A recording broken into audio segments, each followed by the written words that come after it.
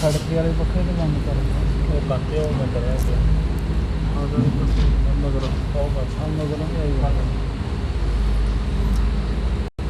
सतनाम वाहिगुरु साहिब जी। धन वाहिगुरु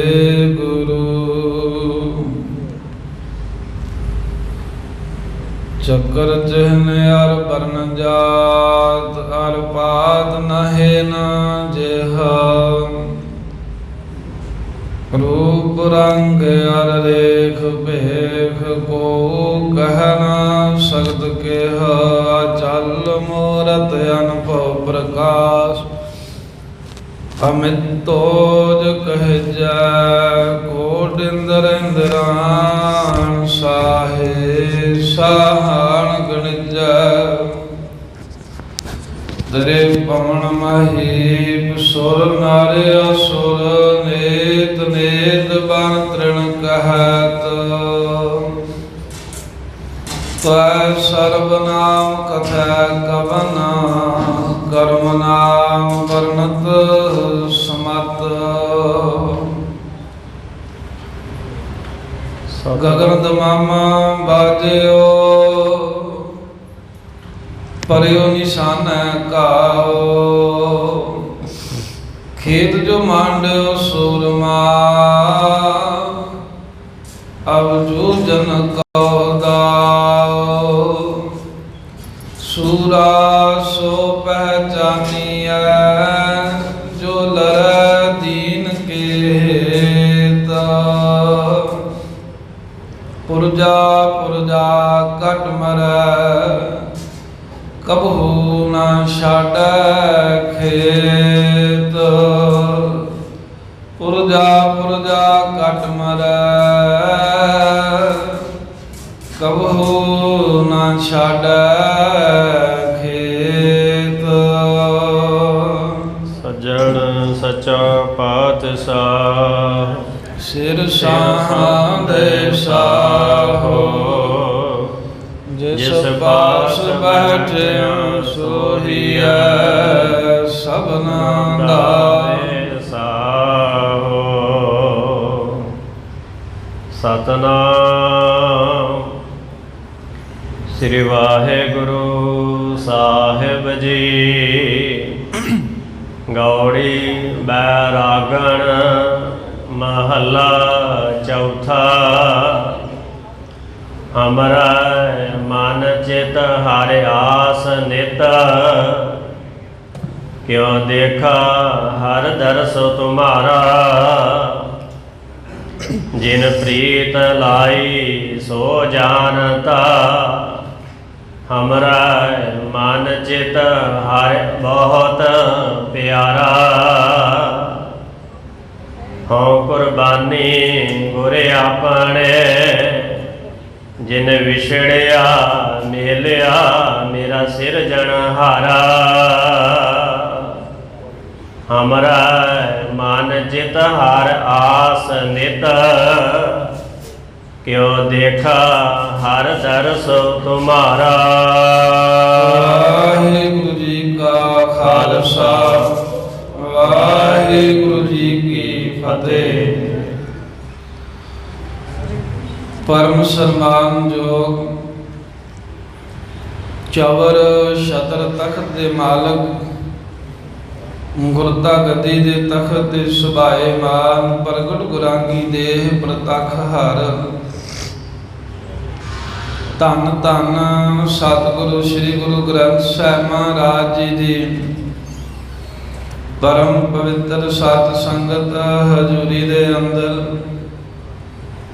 नामे पातशाह शहीद सतगुरु धर्म रखिया डुबदे बेड़े बन्ने लाउण हारे। धन धन सतगुरु श्री गुरु तेग बहादुर साहिब महाराज जी दे महान पावन पवित्र भजन बंदगी तप स्थान गुरुद्वारा श्री भोरा साहिब जी पातशाही नौवीं विखे अमृत वेले दे समय तो सजे हुए दीवाना दे अंदर ਹਾਜ਼ਰੀਆਂ ਭਰ ਕੇ ਦਰਸ਼ਨ ਦਿਦਾਰੇ ਕਰਕੇ ਲਾਹਾ ਪ੍ਰਾਪਤ ਕਰ ਰਹੇ ਗੁਰੂ ਪਿਆਰੀ ਖਾਲਸਾ ਸਾਧ ਸੰਗਤ ਜੀ, ਅੱਜ ਦਾ ਜੋ ਦਿਹਾੜਾ ਹੈ ਸਿੱਖ ਕੌਮ ਨੂੰ ਕਦੀ ਭੁੱਲ ਨਹੀਂ ਸਕਦਾ। ਸਿੱਖ ਪੰਥ ਨੂੰ ਸਤਿਗੁਰੂ ਮਹਾਰਾਜ ਸਾਹਿਬ ਸੱਚੇ ਪਾਤਸ਼ਾਹ ਜਿੱਥੋਂ ਸਰਬ ਸਾਂਝੀ ਵਾਲਤਾ ਦਾ ਉਪਦੇਸ਼ ਦਿੱਤਾ ਜਾਂਦਾ ਹੈ, ਉਹ ਸਰਬ ਸਾਂਝੀ ਵਾਲਤਾ ਦੇ ਸਮੇਂ ਸੱਚਖੰਡ ਸ੍ਰੀ ਹਰਿਮੰਦਰ ਸਾਹਿਬ ਅਕਾਲ ਤਖਤ ਸਾਹਿਬ ਅਬ ਬੋਲ ਕਰ ਦੱਸ ਕਰਲੇ ਸਿੰਘ ਸੱਚਖੰਡ ਸ੍ਰੀ ਹਰਿਮੰਦਰ ਸਾਹਿਬ ਸ੍ਰੀ ਅਕਾਲ ਤਖਤ ਸਾਹਿਬ ਜਿਨ੍ਹਾਂ ਅਸਥਾਨਾਂ ਦੇ ਉੱਤੇ ਜੋ ਦੁਨੀਆ ਆਪਣਾ ਜਸ ਮਹਾਰਾਜ ਸਾਹਿਬ ਦੇ ਕੋਲੋਂ ਪ੍ਰਾਪਤ ਕਰਨ ਦੇ ਲਈ, ਲਾਭ ਖੱਟਣ ਦੇ ਲਈ ਆਉਂਦੀ ਹੈ, ਉਹਨਾਂ ਸਥਾਨਾਂ ਤੇ ਹਿੰਦੁਸਤਾਨ ਦੀ ਮਾਨਸਿਕਤਾ ਨੇ ਹਮਲਾ ਕੀਤਾ। ਆਪਾਂ ਕਹਿ ਦਿੰਦੇ ਹਾਂ ਵੀ ਕਈ ਰਾਂ ਕੱਲਾ ਫੌਜ ਨੇ ਜਾਂ ਸਰਕਾਰ ਨੇ ਹਮਲਾ ਕੀਤਾ। ਹਿੰਦੁਸਤਾਨ ਦੀ ਸਿੱਖਾਂ ਪ੍ਰਤੀ ਜਿਹੜੀ ਸੋਚ ਹੈ ਉਹ ਸੋਚ ਦਾ ਹਮਲਾ ਸੀ। ਜੋ ਸਿੱਖਾਂ ਬਾਰੇ ਹਿੰਦੁਸਤਾਨ ਦੇ ਹੋਰ ਲੋਕ ਸੋਚਦੇ ਹਨ, ਉਹ ਸੋਚ ਜਿਹੜੀ ਹੈ ਉਹ ਜੂਨ 1984 ਦੇ ਵਿੱਚ ਬਾਹਰ ਆ ਗਈ। ਜੋ ਅੰਦਰ ਸੀ ਨਾ ਉਹਨਾਂ ਦੇ ਸਾਡੇ ਬਾਰੇ, ਸਾਡੇ ਗੁਰੂਆਂ ਬਾਰੇ, ਸਾਡੇ ਗੁਰਸਥਾਨਾਂ ਬਾਰੇ, ਉਹਨਾਂ ਦੇ ਦਿਲ ਦੇ ਵਿੱਚ ਜਿਹੜੀ 5 ਸਦੀਆਂ ਦੀ ਜ਼ਹਿਰ ਸੀ। ਜਿੱਦਣ ਗੁਰੂ ਨਾਨਕ ਦੇਵ ਸਾਹਿਬ ਨੇ ਜਨੇਊ ਪਾਉਣ ਤੋਂ ਮਨਾ ਕਰਤਾ, ਉਦਣ ਦੀ ਜਿਹੜੀ ਜ਼ਹਿਰ ਭਰੀ ਸੀ ਨਾ ਉਹਨਾਂ ਲੋਕਾਂ ਦੇ ਵਿੱਚ, ਉਹ ਜੂਨ 1984 ਦੇ ਵਿੱਚ ਪ੍ਰਗਟ ਹੋਈ ਹੈ। ਦੋ ਤਰ੍ਹਾਂ ਆਪਾਂ ਜੂਨ 1984 ਦੇ ਘੱਲੂਘਾਰੇ ਨੂੰ ਵੇਖ ਸਕਦੇ ਹਾਂ। ਦੋ ਤਰ੍ਹਾਂ ਵੀ ਕਿਉਂ, 3 ਤਰ੍ਹਾਂ ਵੇਖ ਸਕਦੇ ਹਾਂ। ਇੱਕ ਤਾਂ ਇਹ ਹੈ ਵੀ ਸਭ ਤੋਂ ਪਹਿਲਾਂ ਸਮਝ ਲਓ, ਜੇ ਕੋਈ ਆਖੇ ਵੀ ਉਹ 84 ਦਾ ਘੱਲੂਘਾਰਾ ਕਿਉਂ ਹੋਇਆ, ਉਹਦੇ ਲਈ ਕੋਈ ਦੂਜਾ ਸਵਾਲ ਨਹੀਂ। ਉਹਦਾ ਕਾਰਨ ਇਹ ਹੈ ਵੀ ਤੁਹਾਨੂੰ ਇਸੇ ਤਰ੍ਹਾਂ ਹੀ ਖਤਮ ਕਰਨਾ ਹੀ ਲੋਚਦਾ ਹੈ। ਭਾਰਤ ਦਾ ਹਰ ਬਸ਼ਿੰਦਾ ਜਿਨ੍ਹਾਂ ਦੀਆਂ ਅੱਖਾਂ ਵਿੱਚ ਤੁਸੀਂ ਰੜਕਦੇ ਹੋ, ਭਾਵੇਂ ਉਹ ਸੈਂਟਰ ਸਰਕਾਰ ਹੋਵੇ, ਭਾਵੇਂ ਉਹ ਉਦੋਂ ਦੀ ਕਾਂਗਰਸ ਸਰਕਾਰ ਹੋਵੇ, ਭਾਵੇਂ ਬਾਅਦ ਵਿੱਚ ਆਈਆਂ ਹੋਰ ਪਾਰਟੀਆਂ ਦੀ ਸਰਕਾਰ ਹੋਵੇ, ਭਾਵੇਂ ਉਹ ਭਾਰਤ ਦੀ ਫੌਜ ਹੋਵੇ, ਸਿੱਖ ਅੱਖਾਂ ਵਿੱਚ ਰੜਕਦੇ ਨੇ। ਜਿਨ੍ਹਾਂ ਇਤਿਹਾਸ ਸੁਣਿਆ ਪੜ੍ਹਿਆ ਹੋਵੇ ਉਹਨਾਂ ਨੂੰ ਪਤਾ ਹੁੰਦਾ। ਕਲਗੀਧਰ ਸਾਹਿਬ ਜੀ ਦੇ ਸਿੰਘ ਅਨੰਦਪੁਰ ਤੋਂ ਬਾਹਰ ਜਾਂਦੇ ਸਨ। ਹਿੰਦੂ ਵੀ ਤੇ ਮੁਸਲਮਾਨ ਵੀ ਬੜਾ ਉਹਨਾਂ ਦੇ ਨਾਲ ਖਿਝ ਖਾਂਦੇ ਸੀ ਵੇਖ ਕੇ ਸਿੰਘਾਂ ਨੂੰ। ਕਲਗੀਧਰ ਸਾਹਿਬ ਜੀ ਨੂੰ ਇੱਕ ਦਿਨ ਆ ਕੇ ਦੱਸਿਆ ਸਿੰਘਾਂ ਨੇ, ਮਹਾਰਾਜ ਸਾਡੇ ਨਾਲ ਤੁਰਕ ਵੀ ਖਹਿਬਾਜ਼ੀ ਕਰਦੇ ਨੇ ਤੇ ਹਿੰਦੂ ਵੀ ਸਾਨੂੰ ਵੇਖ ਵੇਖ ਕੇ ਸਾਨੂੰ ਮਖੌਲ ਕਰਦੇ ਨੇ। ਤਾਂ ਕਲਗੀਧਰ ਸਾਹਿਬ ਜੀ ਕਹਿਣ ਲੱਗੇ, ਖਾਲਸਾ ਜੀ ਇਹਨਾਂ ਦੋਹਾਂ ਦੀਆਂ ਅੱਖਾਂ ਦੇ ਵਿੱਚ ਤੁਸੀਂ ਤੀਲੇ ਦੀ ਨਿਆਈ ਚੁੱਭ ਰਹੇ ਹੋ। ਜਿਵੇਂ ਕਿਸੇ ਦੀ ਅੱਖ ਦੇ ਵਿੱਚ ਕੱਖ ਪੈ ਜਾਂਦਾ ਹੈ ਤੇ ਰੜਕ ਪੈਂਦੀ ਹੈ ਨਾ, ਤੇ 10ਵੇਂ ਪਾਤਸ਼ਾਹ ਦਾ ਬਚਨ ਹੈ, ਇਤਿਹਾਸ ਵਿੱਚ ਸਾਂਭਿਆ ਹੋਇਆ। ਕਲਗੀਧਰ ਸਾਹਿਬ ਕਹਿੰਦੇ, ਖਾਲਸਾ ਜੀ ਤੁਸੀਂ ਇਹਨਾਂ ਦੋਵਾਂ ਦੀਆਂ ਅੱਖਾਂ ਦੇ ਵਿੱਚ ਕੱਖ ਦੀ ਨਿਆਈ, ਤੀਲੇ ਦੀ ਨਿਆਈ ਰੜਕਦੇ ਹੋ। ਤੇ ਮਹਾਰਾਜ ਫੇਰ ਸਾਹਿਬ ਜੀ ਕਹਿੰਦੇ, ਰੜਕਦੇ ਹੀ ਰਹੋਗੇ ਜਿੰਨਾ ਮਰਜੀ ਇਹ ਅੱਖਾਂ ਨੂੰ ਮਲ ਕੇ ਤੁਹਾਡੀ ਰੜਕ ਕੱਢਣ, ਭਾਵ ਤੁਹਾਨੂੰ ਖਤਮ ਕਰਨ ਦਾ ਜ਼ੋਰ ਲਾਉਂਦੇ ਰਹਿਣ। ਪਾਤਸ਼ਾਹ ਜੀ ਕਹਿੰਦੇ ਵੀ ਅੱਖਾਂ ਦੇ ਵਿੱਚ ਕੱਖ ਪਿਆ ਹੋਵੇ, ਜਿਹੜਾ ਕੋਈ ਅੱਖ ਨੂੰ ਮਲੇ ਉਹਦੀ ਅੱਖ ਤਾਂ ਅੰਨੀ ਹੋ ਸਕਦੀ ਹੈ, ਕਦੀ ਕੱਖ ਨਹੀਂ ਨਿਕਲਦਾ ਹੁੰਦਾ। ਇਸ ਕਰਕੇ ਕਿਸੇ ਵੀ ਪਾਰਟੀ ਦੀ ਹਕੂਮਤ ਹੋਵੇ, ਕਿਸੇ ਵੀ ਕਹਿੰਦੇ ਮਜ਼ਹਬ ਦਾ ਰਾਜ ਹੋਵੇ, ਸਿੱਖ ਸਾਰਿਆਂ ਦੀਆਂ ਅੱਖਾਂ ਦੇ ਵਿੱਚ ਕੱਖ ਦੀ ਨਿਆਈ ਰੜਕਦੇ ਤੇ ਰੜਕਦੇ ਰਹਿਣਗੇ। ਕਿਉਂਕਿ ਖਾਲਸੇ ਦਾ ਨਿਆਰਾਪਨ ਹੈ, ਜ਼ੁਲਮ ਕਿਸੇ ਦੇ ਕਰਨਾ ਨਹੀਂ ਤੇ ਜਰਨਾ ਵੀ ਕਿਸੇ ਦਾ ਜ਼ੁਲਮ ਨਹੀਂ। ਇਹ ਨਿਆਰਾਪਨ ਹੀ ਜਿਹੜਾ ਹੈ ਨਹੀਂ ਲੋਕਾਂ ਨੂੰ ਚੰਗਾ ਲੱਗਦਾ। ਹਰ ਕੋਈ ਚਾਹੁੰਦਾ ਹੈ ਵੀ ਸਾਡੀ ਜੁੱਤੀ ਦੇ ਥੱਲੇ ਲੱਗ ਕੇ ਰਹੋ, ਪਰ ਗੁਰੂ ਕਾ ਖਾਲਸਾ ਜੁੱਤੀ ਥੱਲੇ ਨਹੀਂ ਲੱਗਦਾ। ਇੱਕ ਤਾਂ ਇਹ ਮਾਨਸਿਕਤਾ ਨੇ ਹਮਲਾ ਕੀਤਾ ਹੈ, ਸਿੱਖ ਮਾਨਸਿਕਤਾ ਤੇ ਹਿੰਦੂ ਮਾਨਸਿਕਤਾ ਨੇ ਹਮਲਾ ਕੀਤਾ ਵੀ ਸਿੱਖ ਜਿਹੜੇ ਹਨ ਇਹਨਾਂ ਨੂੰ ਡਰਾ ਦਿਓ। ਤੇ ਜਿਹੜੇ ਦੋ ਦੂਸਰੇ ਪੱਖ ਹਨ, ਇੱਕ ਪੱਖ ਵੇਖ ਕੇ ਆਪਾਂ ਦੁਖੀ ਹੁੰਦੇ ਆ ਵੀ ਵੇਖੋ ਜਿਸ ਦੇਸ਼ ਵਾਸਤੇ ਸਿੱਖਾਂ ਨੇ ਕੁਰਬਾਨੀਆਂ ਕੀਤੀਆਂ, ਉਸ ਦੇਸ਼ ਦੀ ਸਰਕਾਰ ਨੇ, ਫੌਜ ਨੇ ਟੈਂਕਾਂ ਤੋਪਾਂ ਦੇ ਨਾਲ ਜਿੱਦਾਂ ਬਾਰਡਰ ਦੇ ਉੱਤੇ ਲੜਾਈ ਲੜੀਦੀ ਹੈ, ਉਸ ਢੰਗ ਦੇ ਨਾਲ ਸਾਡੇ ਹਰਿਮੰਦਰ ਸਾਹਿਬ ਨੂੰ ਹਮਲਾ ਘੇਰਾ ਪਾ ਕੇ ਹਰਿਮੰਦਰ ਸਾਹਿਬ ਤੇ ਹਮਲਾ ਕੀਤਾ, ਅਕਾਲ ਤਖਤ ਸਾਹਿਬ ਤੇ ਹਮਲਾ ਕੀਤਾ। ਇਹ ਚੀਜ਼ ਸੋਚ ਕੇ ਸਿੱਖ ਦੁਖੀ ਵੀ ਹੋ ਸਕਦਾ ਹੈ ਵੀ ਮਹਾਰਾਜ ਸਾਹਿਬ ਦੇ ਪਵਿੱਤਰ ਅਸਥਾਨਾਂ ਦੇ ਉੱਤੇ ਉਹ ਵੀ ਸਾਧ ਸੰਗਤ ਬੰਬ ਸੁੱਟੇ ਗਏ। ਬਾਅਦ ਦੇ ਵਿੱਚ ਗੱਲਾਂ ਜਿਹੜੀਆਂ ਹਨ ਉਹ ਫੌਜ ਦੇ ਅਫਸਰਾਂ ਦੇ ਰਾਹੀਂ ਹੀ ਨਿਕਲ ਕੇ ਬਾਹਰ ਆਈਆਂ। ਜਿਹੜੇ ਬੰਬ, ਜਿਹੜੇ ਧੂਏ ਵਾਲੇ ਰਸਾਇਣਕ ਬੰਬ ਭਾਰਤ ਪਾਕਿਸਤਾਨ ਤੇ ਨਹੀਂ ਸੁੱਟ ਸਕਦਾ ਤੇ ਪਾਕਿਸਤਾਨ ਭਾਰਤ ਤੇ ਨਹੀਂ ਸੁੱਟ ਸਕਦਾ, ਜਿਨ੍ਹਾਂ ਬੰਬਾਂ ਦਾ ਇਸਤੇਮਾਲ ਰੂਸ ਅਮਰੀਕਾ ਇੱਕ ਦੂਜੇ ਤੇ ਨਹੀਂ ਕਰਦੇ, ਉਹ ਬੰਬਾਂ ਦਾ ਇਸਤੇਮਾਲ ਸੱਚਖੰਡ ਸ੍ਰੀ ਹਰਿਮੰਦਰ ਸਾਹਿਬ ਵਿਖੇ ਭਾਰਤ ਦੀ ਫੌਜ ਨੇ ਸਿੱਖਾਂ ਦੇ ਉੱਤੇ ਕੀਤਾ, ਜਿਹਦੇ ਧੂਏ ਦੇ ਨਾਲ ਚਮੜੀ ਤੇ ਹੱਡੀਆਂ ਵੱਖੋ ਵੱਖ ਹੋ ਜਾਂਦੇ ਨੇ। ਉਹਨਾਂ ਬੰਬਾਂ ਦਾ ਹਮਲਾ ਸਿੱਖਾਂ ਤੇ ਵੀ ਕੀਤਾ। ਵੇਖੋ, ਤੁਹਾਨੂੰ ਪਾਕਿਸਤਾਨ ਦੇ ਨਾਲੋਂ ਵੀ ਮਾੜਾ ਗਿਣਦੇ ਨੇ ਵੀ ਪਾਕਿਸਤਾਨ ਨੂੰ ਵੱਧ ਤੋਂ ਵੱਧ ਦੁਸ਼ਮਣ ਮੰਨਦੇ ਨੇ ਨਾ ਇੱਥੋਂ ਦੇ ਲੋਕ ਜਿਹੜੇ ਹਿੰਦੁਸਤਾਨੀ ਨੇ, ਪਰ ਤੁਹਾਡੇ ਤੇ ਉਹ ਬੰਬ ਵੀ ਇਹਨਾਂ ਨੇ ਚਲਾਏ ਜਿਹੜੇ ਪਾਕਿਸਤਾਨ ਤੇ ਵੀ ਕਦੀ ਇਹਨਾਂ ਨਹੀਂ ਚਲਾਏ। ਸਤਿਗੁਰੂ ਮਹਾਰਾਜ ਸਾਹਿਬ ਦੇ ਉਹ ਸੋਮੇ ਦੀ ਬੇਅਦਬੀ ਕੀਤੀ। 3 ਘੱਲੂਘਾਰੇ ਹੋਏ, 2 ਘੱਲੂਘਾਰੇ ਜਿਹੜੇ ਹੋਏ ਹਨ ਉਹ ਮੁਸਲਮਾਨਾਂ ਦੀ ਹਕੂਮਤ ਵੱਲੋਂ ਹੋਏ ਨੇ। ਉਹਨਾਂ ਨੇ ਕਰਨੇ ਵੀ ਸਨ ਕਿਉਂਕਿ ਉਹਨਾਂ ਦਾ ਅਸੀਂ ਇੱਥੋਂ ਦਬਦਬਾ ਖਤਮ ਕਰ ਰਹੇ ਸੀ, ਮੁਗਲਾਂ ਦਾ ਰਾਜ ਸਿੱਖ ਖਤਮ ਕਰ ਰਹੇ ਸੀ। ਪਰ ਜਿਨ੍ਹਾਂ ਨੂੰ ਰਾਜ ਦਿਵਾਇਆ, ਅੰਗਰੇਜ਼ਾਂ ਦੀਆਂ ਜੁੱਤੀਆਂ ਚੱਟਣ ਵਾਲਿਆਂ ਨੂੰ ਤਖਤਾਂ ਦੇ ਮਾਲਕ ਬਣਾ ਦਿੱਤਾ ਗੁਰੂ ਕੇ ਖਾਲਸਿਆਂ ਨੇ। ਉਹ ਜੁੱਤੀ ਚੱਟਾਂ ਨੇ ਕਹਿੰਦੇ ਵੀ ਸਤਿਗੁਰੂ ਮਹਾਰਾਜ ਸਾਹਿਬ ਜੀ ਦੇ ਪਾਵਨ ਸਥਾਨਾਂ ਤੇ ਹਮਲਾ ਕੀਤਾ।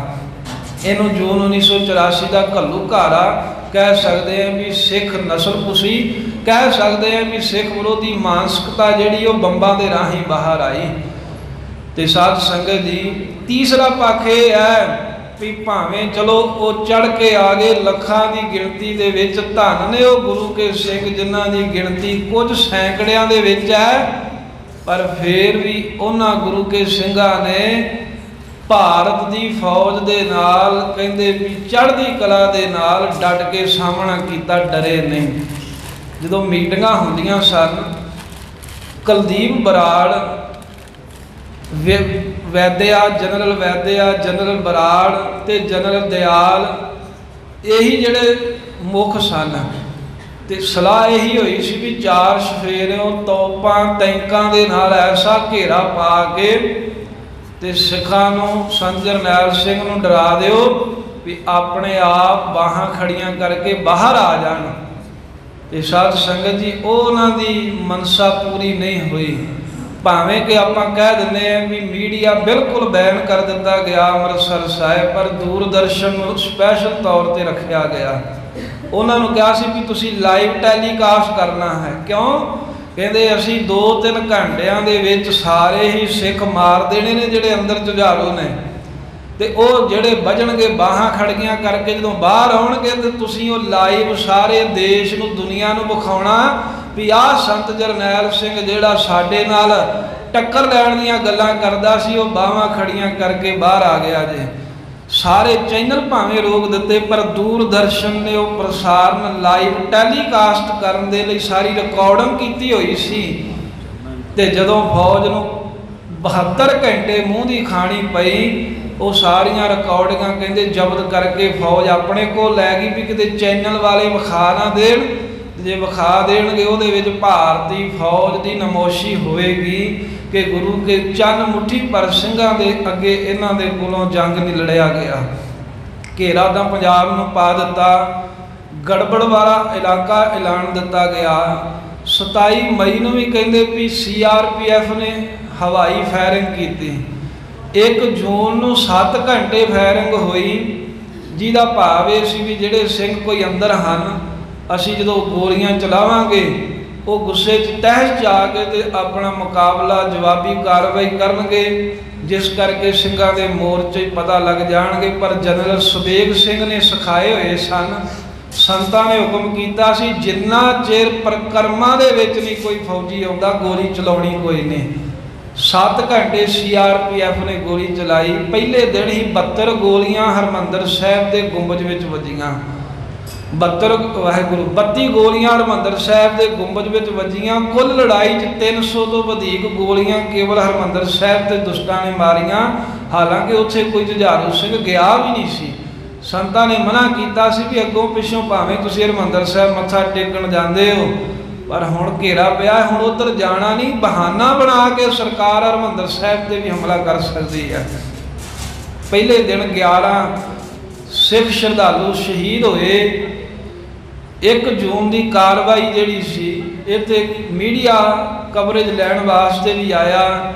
ਖੁੱਲ੍ਹ ਕੇ ਖਬਰਾਂ ਨਹੀਂ ਉਹਨਾਂ ਦੀਆਂ ਲੱਗੀਆਂ। 2 ਜੂਨ ਨੂੰ ਸੰਤਾਂ ਨੇ ਕੀ ਕੀਤਾ, ਸਰਪਾਓ ਮੰਗਾਏ ਤੇ ਅਕਾਲ ਤਖਤ ਸਾਹਿਬ ਵਾਲੇ ਅਸਥਾਨ ਤੇ ਬਾਬਾ ਜਰਨੈਲ ਸਿੰਘ ਜੀ ਨੇ ਸਾਰੇ ਸਿੰਘਾਂ ਨੂੰ ਕਿਹਾ, ਜਿਹੜਾ ਤੁਹਾਡੇ ਚੋਂ ਆਪਣੇ ਘਰੇ ਜਾਣਾ ਚਾਹੁੰਦਾ ਹੈ ਉਹਨੂੰ ਅਸੀਂ ਬੜੀ ਖੁਸ਼ੀ ਨਾਲ ਸਰਪਾਓ ਦੇ ਕੇ ਭੇਜਾਂਗੇ। ਚ ਕੋਈ ਕਿਸੇ ਦੀ ਬਦਨਾਮੀ ਵਾਲੀ ਗੱਲ ਨਹੀਂ।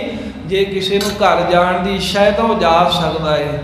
ਤੇ ਸਾਧ ਸੰਗਤ ਇਹ ਵੇਖੋ, ਮਹਾਂਪੁਰਖਾਂ ਦੇ ਕਹਿਣ ਦੇ ਬਾਵਜੂਦ ਵੀ ਇੱਕ ਵੀ ਸਿੰਘ ਇਸ ਗੱਲ ਲਈ ਤਿਆਰ ਨਹੀਂ ਹੋਇਆ ਵੀ ਮੈਂ ਘਰੇ ਜਾਣਾ ਹੈ। ਜਦੋਂ ਕਿ ਮਹਾਂਪੁਰਖਾਂ ਇਹ ਵੀ ਕਿਹਾ ਸੀ ਵੀ ਸਰੋਪਾ ਦੇ ਕੇ ਮਾਨ ਨਾਲ ਭੇਜਾਂਗੇ, ਅਦਬ ਨਾਲ ਭੇਜਾਂਗੇ, ਕਿਸੇ ਤਰ੍ਹਾਂ ਦਾ ਉਹਨੂੰ ਕੋਈ ਮਾੜਾ ਲਫ਼ਜ਼ ਨਹੀਂ ਕੋਈ ਬੋਲ ਸਕਦਾ।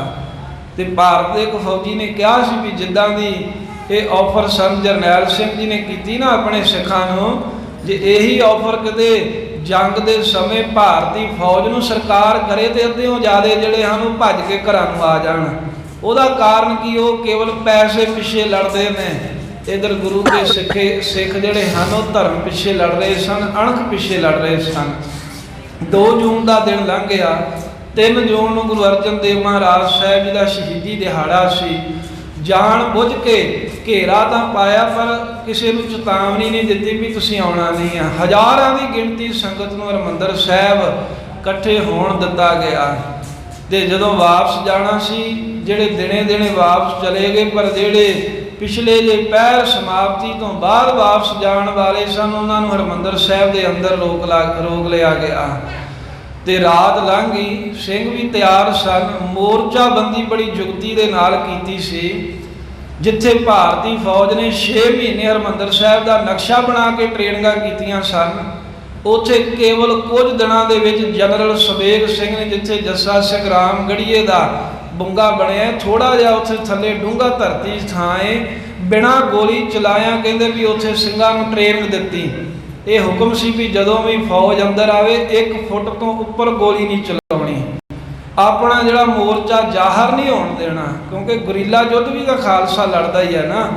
ਤਾਂ ਉਸ ਵੇਲੇ 3 ਜੂਨ ਦੀ ਜਦੋਂ ਰਾਤ ਆਈ ਤਾਂ ਸਿੰਘ ਤਿਆਰ ਸੀ ਵੀ ਅੱਜ ਹਮਲਾ ਹੋਵੇਗਾ। ਇੱਦਾਂ ਹੀ ਹੋਇਆ। ਜਦੋਂ ਅੰਮ੍ਰਿਤ ਵੇਲੇ 4:40 ਹੋਏ ਤੇ ਜਿਹੜੀਆਂ ਸਾਧ ਸੰਗਤ ਹਰਿਮੰਦਰ ਸਾਹਿਬ ਕੰਪਲੈਕਸ ਤੋਂ ਬਾਹਰ ਵੱਡੀਆਂ ਬਿਲਡਿੰਗਾਂ ਦੇ ਉੱਤੇ ਕਰੇਨਾਂ ਦੇ ਨਾਲ ਤੋਪਾਂ ਚੜਾਈਆਂ ਸਨ ਫੌਜ ਨੇ, ਉਹਨਾਂ ਦੇ ਮੂੰਹ ਸਿੱਧਾ ਸ੍ਰੀ ਅਕਾਲ ਤਖਤ ਸਾਹਿਬ ਦੇ ਗੁੰਬਜ ਵੱਲ ਕਰ ਦਿੱਤੇ।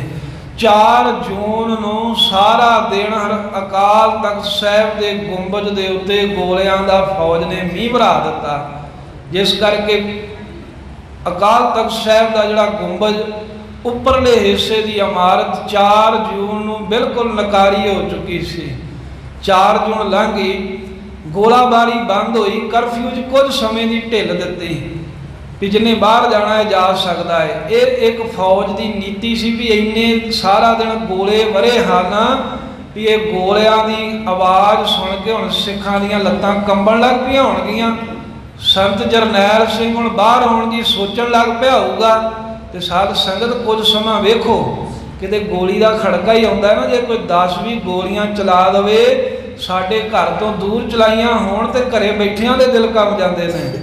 ਤੇ ਗੱਲ ਵੀ ਇਦਾਂ ਹੀ ਹੈ ਵੀ ਜਦੋਂ ਟੈਂਕਾਂ ਦੇ ਗੋਲੇ ਅੱਗ ਭਰਾ ਰਹੇ ਹੋਣ, 4 ਸਵੇਰੇੋਂ ਪਤਾ ਹੈ ਵੀ ਫੌਜ ਨੇ ਘੇਰਾ ਪਾਇਆ ਏ, ਗੋਲੀ ਦਾ ਜਿਵੇਂ ਮੀਂਹ ਵਰ ਰਿਹਾ ਹੋਵੇ, ਉਹ ਜੇ ਸਾਡੇ ਸਥਾਨ ਦਾ ਲਿਹਾਜ਼ ਨਹੀਂ ਕਰ ਰਹੇ, ਜਿਸ ਗੁਰੂ ਸਾਹਿਬ ਜੀ ਨੇ ਉਹਨਾਂ ਦੇ ਵੱਡੇ ਵਡੇਰਿਆਂ ਦੀ ਇੱਜ਼ਤ ਬਚਾਈ, ਜੇ ਉਸ ਅਸਥਾਨ ਤੇ ਗੋਲੇ ਚਲਾਉਣ ਦਾ ਲਿਹਾਜ਼ ਨਹੀਂ ਕਰ ਰਹੇ, ਉਹ ਸਾਡਾ ਲਿਹਾਜ਼ ਕਿਵੇਂ ਕਰਨਗੇ। ਪਰ ਇਹ ਵੀ ਇੱਕ ਧੰਤਾਯੋਗ ਗੱਲ ਹੈ ਇੱਕ ਵੀ ਸਿੱਖ ਬਾਹਾਂ ਖੜੀਆਂ ਕਰਕੇ ਜਿਹੜਾ ਜੁਝਾਰੂ ਸਿੰਘਾਂ ਵਿੱਚ ਸੀ। ਨਕਲੀਆਂ ਦੀ ਗੱਲ ਨਹੀਂ ਇੱਥੇ, ਜਿਹੜੇ ਜੁਝਾਰੂ ਸੰਤ ਜਰਨੈਲ ਸਿੰਘ ਦੇ ਨਾਲ ਮੋਰਚਿਆਂ 'ਚ ਡਟੇ ਸਨ, ਉਹਨਾਂ 'ਚੋਂ ਇੱਕ ਵੀ ਸਿੰਘ ਬਾਹਾਂ ਖੜੀਆਂ ਕਰਕੇ ਬਾਹਰ ਨਹੀਂ ਆਇਆ।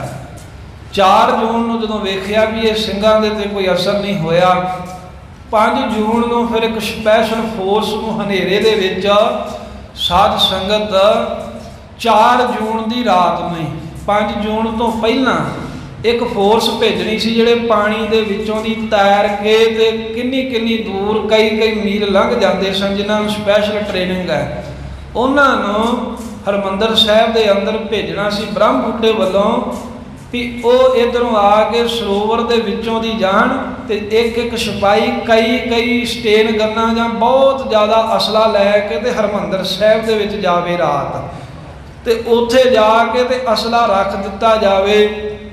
ਫਿਰ ਅਸੀਂ ਹਮਲਾ ਕਰਕੇ ਤੇ ਲੋਕਾਂ ਨੂੰ ਆਖੀਏ ਵੀ ਵੇਖੋ ਹਰਿਮੰਦਰ ਸਾਹਿਬ ਦੇ ਵਿੱਚ ਵੀ ਜਿਹੜਾ ਹੈ ਇਹ ਹਥਿਆਰਬੰਦ ਸੂਰਮੇ ਬੈਠੇ ਸਨ, ਤਾਂ ਸਾਨੂੰ ਤਾਂ ਹਰਿਮੰਦਰ ਸਾਹਿਬ ਤੇ ਵੀ ਹਮਲਾ ਕਰਨਾ ਪਿਆ।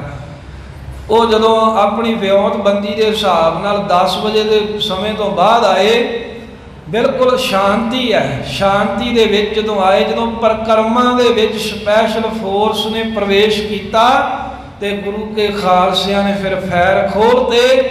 ਜਿਹੜੇ ਕਹਿੰਦੇ ਸੀ ਅਸੀਂ ਹੁਣੇ ਹੀ ਗਏ ਤੇ ਆਪਣਾ ਕੰਮ ਕਰਕੇ ਵਾਪਸ ਆਏ, ਉਹ ਸਾਰੇ ਹੀ ਸਾਧ ਸੰਗਤ ਪਰਿਕਰਮਾ ਦੇ ਵਿੱਚ ਸਪੈਸ਼ਲ ਕਮਾਂਡੋ ਫੋਰਸ ਦੇ ਫੌਜੀ ਢੇਰ ਕਰਦੇ ਗੁਰੂ ਕੇ ਸਿੱਖਾਂ ਨੇ। ਪਤਾ ਹੀ ਨਹੀਂ ਲੱਗਾ ਗੋਲੀਆਂ ਆਈਆਂ ਕਦੋਂ ਨੇ ਤੇ ਵੱਜੀਆਂ ਕਿਹਦੇ ਨੇ। ਜੇ ਕੋਈ ਬਚਿਆ ਤਾਂ ਉਹ ਪਛਾਣ ਨੂੰ ਭੱਜ ਕੇ ਬਚਿਆ। ਇੱਕ ਹਮਲਾ ਕਰਨ ਦੀ ਇਹ ਸੋਚੀ। ਇਸ ਤੋਂ ਬਾਅਦ 5 ਜੂਨ ਦੀ ਸਵੇਰ ਨੂੰ ਫੇਰ ਕਹਿੰਦੇ ਸਪੈਸ਼ਲ ਇੱਕ ਕਮਾਂਡੋ ਫੋਰਸ ਦਾ ਦਸਤਾ ਭੇਜਿਆ ਗਿਆ। ਉਹ ਘੰਟਾ ਘਰ ਵੱਲੋਂ ਭੇਜਿਆ ਵੀ ਇੱਧਰੋਂ ਦੀ ਜਾ ਕੇ ਤੇ ਇੱਕਦਮ ਪ੍ਰਵੇਸ਼ ਕਰਕੇ ਤੇ ਅਕਾਲ ਤਖਤ ਤੇ ਕਬਜ਼ਾ ਕੀਤਾ ਜਾਵੇਗਾ। ਇਤਿਹਾਸਕਾਰਾਂ ਲਿਖਿਆ, ਜਿਨ੍ਹਾਂ ਨੇੜਿਓਂ ਹੋ ਕੇ ਵੇਖਿਆ ਚੰਗੀ ਤਰ੍ਹਾਂ ਛਾਣਬੀਣ ਕਰਕੇ, ਵੀ ਇੱਦਾਂ ਦੇ 5 ਵਾਰਾਂ ਸਪੈਸ਼ਲ ਫੋਰਸ ਦੇ ਦਸਤੇ ਬਰਾੜ ਨੇ ਭੇਜੇ। ਭਾਵੇਂ ਕਿ 5 ਜੂਨ ਦੀ ਰਾਤ ਨੂੰ ਉਹਨੂੰ ਦਿੱਲੀ ਤੋਂ ਇਹ ਵੀ ਪਰਮਿਸ਼ਨ ਮਿਲ ਗਈ ਸੀ ਵੀ ਟੈਂਕ ਅਤੇ ਤੋਪਾਂ ਲੈ ਕੇ ਤੂੰ ਹਰਿਮੰਦਰ ਸਾਹਿਬ ਕੰਪਲੈਕਸ ਦੇ ਅੰਦਰ ਵੀ ਜਾ ਸਕਦਾ ਹੈ। ਪਹਿਲਾਂ ਕੇਵਲ ਬਾਹਰੋਂ ਗੋਲੇ ਚਲਾਉਣ ਦੀ ਪਰਮਿਸ਼ਨ ਸੀ। ਉਹ ਇਹਦੇ ਕਾਰਨ ਸੀ, ਕੁਲਦੀਪ ਕਹਿੰਦਾ 2.5 ਘੰਟਿਆਂ ਦੀ ਗੱਲ ਹੈ, ਗੋਲੇ ਚਲਾ ਕੇ ਡਰਾ ਕੇ ਸਾਰੇ ਮੈਂ ਲੈ ਕੇ ਬਾਹਰ ਆ ਜਾਊਂਗਾ। ਇੱਕ ਤਾਂ ਫੌਜੀ ਜਰਨੈਲ ਸੀ, ਉਹਦਾ ਨਾਮ ਵਿਸਰ ਗਿਆ, ਉਹ ਕਹਿੰਦਾ ਵੀ ਸੰਤ ਜਰਨੈਲ ਸਿੰਘ ਨੂੰ ਬਾਹੋਂ ਫੜ ਕੇ ਮੈਂ ਬਾਹਰ ਲੈ ਕੇ ਆਊਂਗਾ। ਉਹ ਪਰਿਕਰਮਾ ਦੇ ਵਿੱਚ ਭੂਤਰਿਆ ਹੋਇਆ ਆ ਗਿਆ। ਉਹਦੀਆਂ ਲੱਤਾਂ ਦੇ ਇੰਨੇ ਫੈਰ ਕੀਤੇ ਵੀ ਸਾਰੇ ਉੱਥੇ ਢਹਿ ਢੇਰੀ ਕਰਦੇ, ਨਾਲ ਦੇ ਵੀ ਉਹਦੇ ਸਾਥੀ। ਕਿਉਂਕਿ ਜਨਰਲ ਸਬੇਗ ਸਿੰਘ ਸਾਧ ਸੰਗਤ ਇੱਕ ਉਹ ਜਰਨੈਲ ਸੀ ਜਿਹਨੇ ਬੰਗਲਾਦੇਸ਼ ਬਣਾਇਆ, ਜਿਹਨੇ ਪਾਕਿਸਤਾਨ ਦੀਆਂ ਫੌਜ ਦੀਆਂ ਬਾਹਾਂ ਖੜੀਆਂ ਕਰਨ ਵਿੱਚ ਅਹਿਮ ਭੂਮਿਕਾ ਨਾਲ ਨਿਭਾਈ ਸੀ, ਜਿਹਦਾ ਚੰਗਾ ਤਗੜਾ ਰੋਲ ਸੀ ਹਰ ਇੱਕ ਲੜਾਈ ਦੇ ਵਿੱਚ। ਤੇ ਭਾਰਤੀ ਹਕੂਮਤ ਨੇ ਉਹਨੂੰ ਜਲੀਲ ਕਰਕੇ ਫੌਜ ਦੇ ਵਿੱਚੋਂ ਕੱਢਿਆ ਸੀ। ਉਹਦੀ ਬਹਾਦਰੀ ਦਾ ਮੁੱਲ ਪਾਇਆ। ਉਹਨੇ ਬੜੀ ਟ੍ਰੇਨਿੰਗ ਦਿੱਤੀ ਸਿੰਘਾਂ ਨੂੰ ਵੀ ਗੋਲੀ ਵੀ ਕੇਵਲ ਉਸਨੇ ਚਲਾਉਣੀ ਹੈ ਜਿਹਦੇ ਮੋਰਚੇ ਦੇ ਸਾਹਮਣੇ ਫੌਜੀ ਆਵੇ। ਵੀ ਐਵੇਂ ਨਹੀਂ ਵੀ ਉਤਸ਼ਾਹ ਦੇ ਵਿੱਚ ਆਇਆ ਸਾਰੇ ਮੋਰਚਿਆਂ ਤੋਂ ਫਾਇਰਿੰਗ ਕਰਨੀ, ਜਿਹਦੀ ਮਾਰ ਥੱਲੇ ਕੋਈ ਆਵੇ ਉਦੋਂ ਹੀ ਫਾਇਰਿੰਗ ਕਰਨੀ ਹੈ। ਇਹੀ ਕਾਰਨ ਸੀ ਵੀ ਭਾਰਤ ਦੀ ਫੌਜ ਨਾਲ 72 ਘੰਟੇ 200 ਸਿੰਘਾਂ ਨੇ ਮੁਕਾਬਲਾ ਕੀਤਾ। ਇਕੱਲਾ ਮੁਕਾਬਲਾ ਨਹੀਂ ਕੀਤਾ, ਜਾਨ ਨਹੀਂ ਬਚਾਈ, ਸਗੋਂ ਫੌਜੀਆਂ ਦੇ ਢੇਰਾਂ ਦੇ ਢੇਰ ਪਰਿਕਰਮਾ ਦੇ ਵਿੱਚ ਲਾ ਦਿੱਤੇ, ਜਿਨ੍ਹਾਂ ਨੂੰ ਨਾਲੋਂ ਨਾਲ ਚੁੱਕ ਕੇ ਵੀ ਬੜੇ ਢੰਗ ਤਰੀਕੇ ਨਾਲ ਖੜਦੇ ਰਹੇ। ਅਖੀਰ ਜਦੋਂ ਤੋਪਾਂ ਅਕਾਲ ਤਖਤ ਸਾਹਿਬ ਵੱਲ ਨੂੰ ਅੰਦਰ ਪ੍ਰਵੇਸ਼ ਕਰ ਗਈਆਂ 6 ਜੂਨ ਅੱਜ ਦੀ ਸਵੇਰ ਜਦੋਂ ਮੂੰਹ ਮਨੇਰੇ ਬਖਤਰਬੰਦ ਗੱਡੀਆਂ ਸੰਤ ਗਿਆਨੀ ਜਰਨੈਲ ਸਿੰਘ ਖਾਲਸਾ ਭਿੰਡਰਾਂ ਵਾਲੇ ਉਹਨਾਂ ਤੇ ਉਹਨਾਂ ਦੇ ਸਾਥੀਆਂ ਨੂੰ ਖਤਮ ਕਰਨ ਦੇ ਲਈ ਅੰਦਰ ਆਈਆਂ। ਗਿਆਨੀ ਪੂਰਨ ਸਿੰਘ ਜੀ ਨੇ ਦੱਸਿਆ ਵੀ ਅਸੀਂ ਜਦੋਂ 5 ਜੂਨ ਨੂੰ ਰਾਤ ਸੁਖਾਸਨ ਕੀਤਾ ਨਾ, ਹਰਿਮੰਦਰ ਸਾਹਿਬ ਦੇ ਅੰਦਰ ਹੀ ਸੁਖਾਸਨ ਕਰਨਾ ਪਿਆ ਉਦਣ। ਕਹਿੰਦੇ ਜੋ ਸੁਖਾਸਨ ਕੀਤਾ 11 ਵਜੇ ਬੜੀ ਰੌਸ਼ਨੀ ਜੀ ਆਈ 4 ਸਫੇਰਿਓਂ। ਅਸੀਂ ਸੋਚਿਆ ਵੀ ਅੱਗ ਲੱਗੀ ਆ ਸ਼ਹਿਰ 'ਚ, ਕਿਤੇ ਇਹ ਅੱਗ ਬੁਝਾਉਣ ਵਾਲੀਆਂ ਗੱਡੀਆਂ ਹੋਣਗੀਆਂ। ਪਰ ਜਦੋਂ ਗੌਰ ਦੇ ਨਾਲ ਵੇਖਿਆ ਤਾਂ 13 ਬਖਤਰਬੰਦ ਗੱਡੀਆਂ ਦਰਬਾਰ ਸਾਹਿਬ ਦੀ ਪਰਿਕਰਮਾ ਦੇ ਵਿੱਚ ਅੰਮ੍ਰਿਤ ਸਰੋਵਰ ਦੀ ਪ੍ਰਵੇਸ਼ ਕਰ ਚੁੱਕੀਆਂ ਸਨ। ਫਿਰ ਸਾਨੂੰ ਕਹਿੰਦੇ ਅੰਦਾਜ਼ਾ ਹੋਇਆ ਹੈ ਵੀ ਇਹ ਤਾਂ ਤੋਪ ਤੇ ਟੈਂਕ ਆ ਚੁੱਕੇ ਨੇ। ਪਹਿਲਾ ਟੈਂਕ ਜਿਹੜਾ ਭੇਜਿਆ ਗਿਆ ਅਕਾਲ ਤਖਤ ਸਾਹਿਬ ਵੱਲ ਨੂੰ ਸਿੱਧਾ, ਉਹਦੇ ਤੇਜ਼ ਲਾਈਟਾਂ ਅਕਾਲ ਤਖਤ ਸਾਹਿਬ ਵੱਲ ਮਾਰੀਆਂ ਵੀ ਜੇ ਕੋਈ ਮੋਰਚਿਆਂ 'ਚ ਸਿੰਘ ਬੈਠਾ ਹੋਊ, ਇੱਕ ਉਹਨਾਂ ਦਾ ਪਤਾ ਲੱਗ ਜੂ, ਇੱਕ ਉਹਨਾਂ ਦੀਆਂ ਅੱਖਾਂ ਨੀਆਂ ਹੋ ਜਾਣਗੀਆਂ। ਪਰ ਕੁਝ ਮਿੰਟ ਬਾਅਦ ਹੀ ਉਹ ਬੱਤੀਆਂ ਬੁਝ ਗਈਆਂ, ਪਤਾ ਨਹੀਂ ਲੱਗਿਆ ਫੌਜ ਨੂੰ, ਉਹਨਾਂ ਸਮਝਿਆ ਕੋਈ ਖਰਾਬੀ ਹੈ। ਅਸਲ ਦੇ ਵਿੱਚ ਗੁਰੂ ਕੇ ਸਿਖਾਂਦਰਾਂ ਨੇ ਇੱਕ ਸਾਧ ਸੰਗਤ ਉੱਥੋਂ ਹੀ ਰਾਕਟ ਲਾਂਚਰ ਮਾਰ ਕੇ ਉਹ ਟੈਂਕ ਦੀਆਂ ਬੱਤੀਆਂ ਬੰਦ ਕਰਤੀਆਂ। ਫਿਰ ਦੂਸਰਾ ਆਇਆ, ਤੀਸਰਾ, 3 ਟੈਂਕਾਂ ਦੇ ਨਾਲ ਇੱਦਾਂ ਕੀਤਾ। ਜਿਹੜਾ ਕੁਲਦੀਪ ਬਰਾੜ ਸੀ ਨਾ, ਭਾਵੇਂ ਉਹਨੂੰ ਪਰਮਿਸ਼ਨ ਮਿਲ ਗਈ ਹੈ ਤੋਪਾਂ ਨਾਲ ਅਕਾਲ ਤਖਤ ਸਾਹਿਬ ਦੇ ਸਾਹਮਣੇ ਜਾ ਕੇ ਹਮਲਾ ਕਰਨ ਦੀ, ਪਰ ਉਹ ਚਾਹੁੰਦਾ ਇਹ ਸੀ ਵੀ ਹਾਲਾਂ ਵੀ ਮੈਂ ਫੌਜੀ ਦਸਤੇ ਭੇਜ ਕੇ ਸੰਤਾਂ ਨੂੰ ਫੜ ਲਵਾਂ, ਕਿਉਂਕਿ ਨਹੀਂ ਤੇ ਦੁਨੀਆ ਨੇ ਕਹਿਣਾ ਹੈ ਵੀ ਇਹ ਤਾਂ ਕਹਿੰਦਾ ਸੀ ਮੈਂ 2.5 ਘੰਟਿਆਂ 'ਚ ਲੈ ਆਊਂ, ਇਹਨੂੰ ਸੰਤਾਂ ਨੂੰ ਫੜਨ ਦੇ ਵਾਸਤੇ ਤੋਪਾਂ ਦੇ ਗੋਲੇ ਚਲਾਉਣੇ ਪਏ ਸਾਹਮਣੇ ਜਾ ਕੇ। ਤੇ 2 ਜਥੇ ਫੌਜ ਦੇ ਬਣਾ ਕੇ, ਜਿੱਦਾਂ ਆਪਾਂ ਅਕਾਲ ਤਖਤ ਸਾਹਿਬ ਜਾਂਦੇ ਹਾਂ ਨਾ, ਦੋਵੇਂ ਪਾਸੇ ਪੌੜੀਆਂ ਬੜੀਆਂ ਨੇ, ਤੇ ਇਹ ਦੋਵੇਂ ਪਾਸੇ ਪੌੜੀਆਂ ਤੋਂ ਇੱਕ ਨੇ ਖੱਬਿਓਂ ਤੇ ਇੱਕ ਦਸਤੇ ਨੇ ਸੱਜੇ ਜਾਣਾ ਸੀ। ਇੱਕ ਨੂੰ ਤਾਂ ਦੂਰੋਂ ਹੀ ਗੁਰੂ ਕੇ ਸਿੰਘਾਂ ਨੇ ਢੇਰ ਕਰ ਦਿੱਤਾ, ਪਰ ਇੱਕ ਦਸਤਾ ਜਿਹੜਾ ਹੈ ਉਹ ਅਕਾਲ ਤਖਤ ਸਾਹਿਬ ਦੇ ਬਿਲਕੁਲ ਨੇੜੇ ਜਾਣ ਦੇ ਲਈ ਕਾਮਯਾਬ ਹੋ ਗਿਆ। ਉਹ ਤਾਂ ਮਾਨੋ ਵੀ ਮਾਨੀ ਮਨ ਖੁਸ਼ ਹੋ ਗਏ ਵੀ ਅਸੀਂ ਹੁਣ ਅਕਾਲ ਤਖਤ ਸਾਹਿਬ ਦੇ ਵਿੱਚ ਪ੍ਰਵੇਸ਼ ਕਰ ਜਾਾਂਗੇ। ਪਰ ਅਚਾਨਕ ਹੀ ਉੱਥੇ ਜਿੱਥੇ ਅਕਾਲ ਤਖਤ ਸਾਹਿਬ ਦਾ ਥੱਲੇ ਭੋਰਾ ਸਾਹਿਬ ਬਣਿਆ, ਜੇ ਕਿਸੇ ਨੇ ਦਰਸ਼ਨ ਕੀਤੇ, ਹੁਣ ਤਹਿਖਾਨਾ ਇਹ ਭੋਰਾ ਸਾਹਿਬ ਹੈ ਅਕਾਲ ਤਖਤ ਸਾਹਿਬ ਦੇ ਹੇਠਾਂ ਵੀ, ਉੱਥੋਂ ਗੋਲੀਆਂ ਦਾ ਸਿੰਘਾਂ ਨੇ ਐਸਾ ਮੀਂਹ ਭਰਾਇਆ ਵੀ ਜਿਹੜਾ ਦਸਤਾ ਫੌਜ ਦਾ ਬਿਲਕੁਲ ਅਕਾਲ ਤਖਤ ਸਾਹਿਬ ਦੇ ਨੇੜੇ ਆਣ ਪਹੁੰਚਾ ਸੀ, ਉਹਨਾਂ ਸਾਰਿਆਂ ਨੂੰ ਵੀ ਛਲਣੀ ਕਰਕੇ ਤੇ ਢੇਰ ਲਾ ਦਿੱਤਾ। ਇਹ ਤੋਂ ਬਾਅਦ ਫਿਰ ਗੋਲੇ ਚੱਲਣੇ ਸ਼ੁਰੂ ਹੋ ਗਏ। ਫਿਰ ਕੋਈ ਨੇੜੇ ਫੌਜੀ ਨਹੀਂ ਆਇਆ, ਕਿਉਂਕਿ ਉਹਨਾਂ ਨੂੰ ਪਤਾ ਲੱਗ ਗਿਆ ਜਿਹੜਾ ਜਾਂਦਾ ਹੈ ਉਹਨਾਂ ਨੂੰ ਗੁਰੂ ਕੇ ਸੂਰਮੇ ਪਤਾ ਨਹੀਂ ਕਿੱਥੋਂ ਗੋਲੀਆਂ ਮਾਰ ਕੇ ਤੇ ਢੇਰੀ ਕਰ ਦਿੰਦੇ, ਛਲਣੀ ਕਰ ਦਿੰਦੇ ਨੇ। ਤੋਪਾਂ ਟੈਂਕਾਂ ਦੇ ਲਗਾਤਾਰ ਗੋਲੇ ਚੱਲੇ, ਇੰਨੇ ਕੁ ਗੋਲੇ ਚੱਲੇ ਵੀ ਅਕਾਲ ਤਖਤ ਸਾਹਿਬ ਦੀ ਜੋ ਪਾਵਨ ਇਮਾਰਤ ਹੈ ਉਹਨੂੰ ਬਿਲਕੁਲ ਹੀ ਢੇਰੀ ਕਰ ਦਿੱਤਾ ਗਿਆ। ਕੁਝ ਸਿੰਘ ਕਹਿੰਦੇ ਬਚ ਗਏ ਸਨ, ਜਿਵੇਂ ਭਾਈ ਅਮਰੀਕ ਸਿੰਘ, ਜਨਰਲ ਸਵੇਗ ਸਿੰਘ ਦੇ ਤਾਂ 5 ਜੂਨ ਦੀ ਰਾਤ ਨੂੰ ਹੀ ਗੋਲੀ ਲੱਗਣ ਕਰਕੇ ਤੇ ਸ਼ਹਾਦਤ ਹੋ ਗਈ। ਭਾਈ ਅਮਰੀਕ ਸਿੰਘ, ਥਾਰਾ ਸਿੰਘ ਅਤੇ ਹੋਰ 94 ਸਿੰਘ ਸੰਤ ਜਰਨੈਲ ਸਿੰਘ ਜੀ ਦਾ ਹੁਕਮ ਸੁਣਨਾ ਚਾਹੁੰਦੇ ਸਨ। ਉਹ ਕਹਿੰਦੇ ਵੀ ਖਾਲਸਾ ਜੀ ਹੁਣ ਮੋਰਚਿਆਂ ਦੇ ਵਿੱਚ ਰਹਿ ਕੇ ਨਹੀਂ ਲੜਿਆ ਜਾਣਾ, ਕਿਉਂਕਿ ਸਾਹਮਣੇ ਇੰਨੇ ਕੁ ਫੌਜੀ ਮਰ ਗਏ ਨੇ, ਹੁਣ ਬਾਹਰੋਂ ਜਿਹੜਾ ਆਵੇਗਾ ਸਾਨੂੰ ਉਹਦਾ ਪਤਾ ਨਹੀਂ ਲੱਗੇਗਾ, ਇਸ ਲਈ ਸਾਹਮਣੇ ਮੈਦਾਨ ਦੇ ਵਿੱਚ ਜਾ ਕੇ ਅਸੀਂ ਲੜਾਂਗੇ।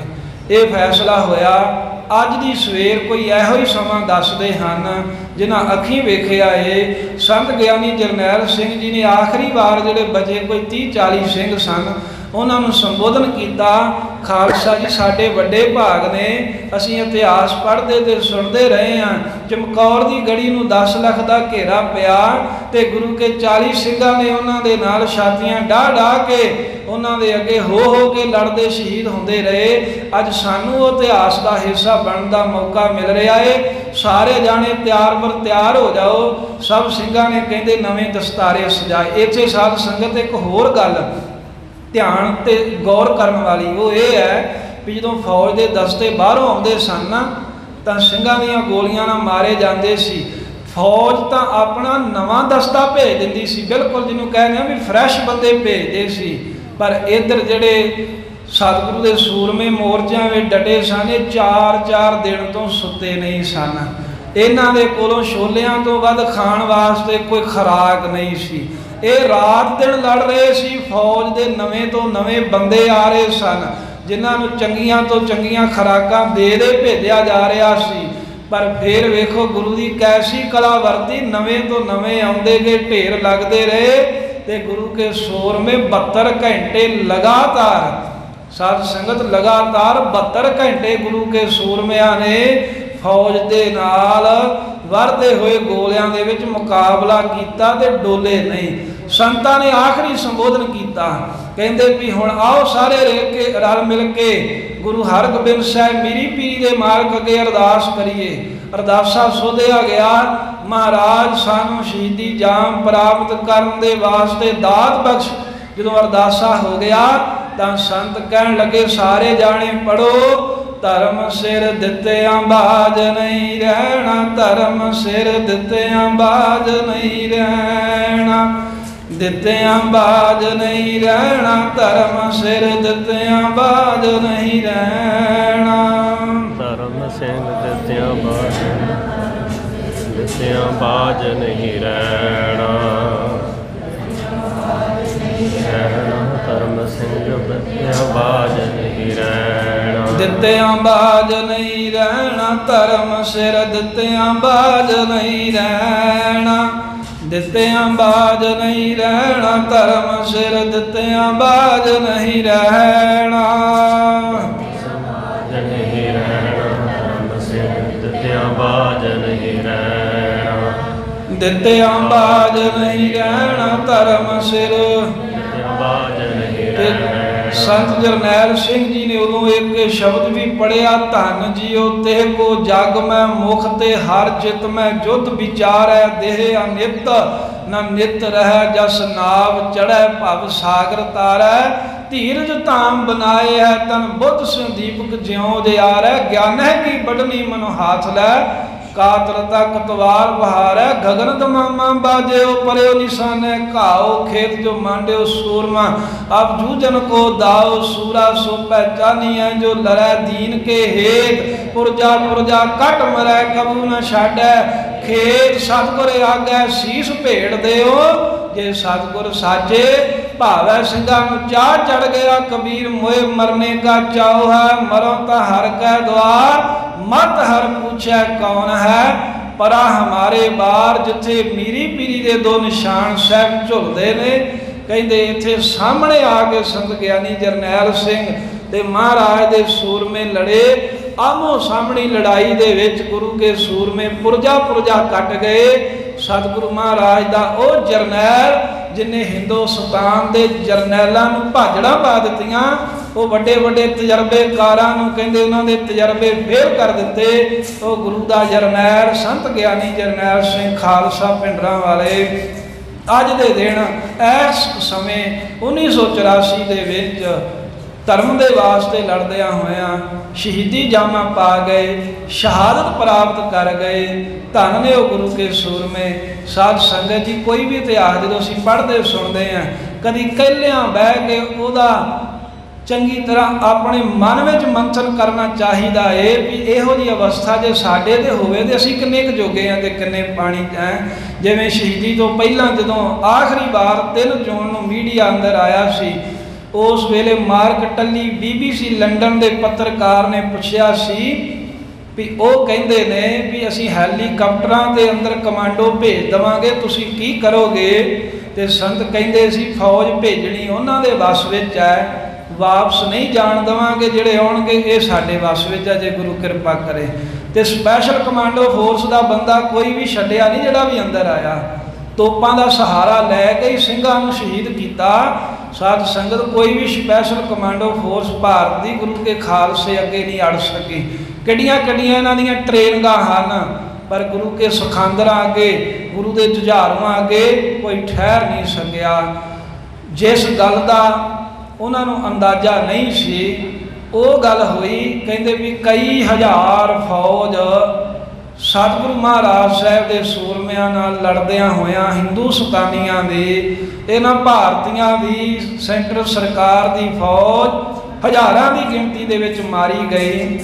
ਜੁਝਾਰੂ ਸਿੰਘ 200 ਦੇ ਕਰੀਬ ਸ਼ਹੀਦ ਹੋਏ।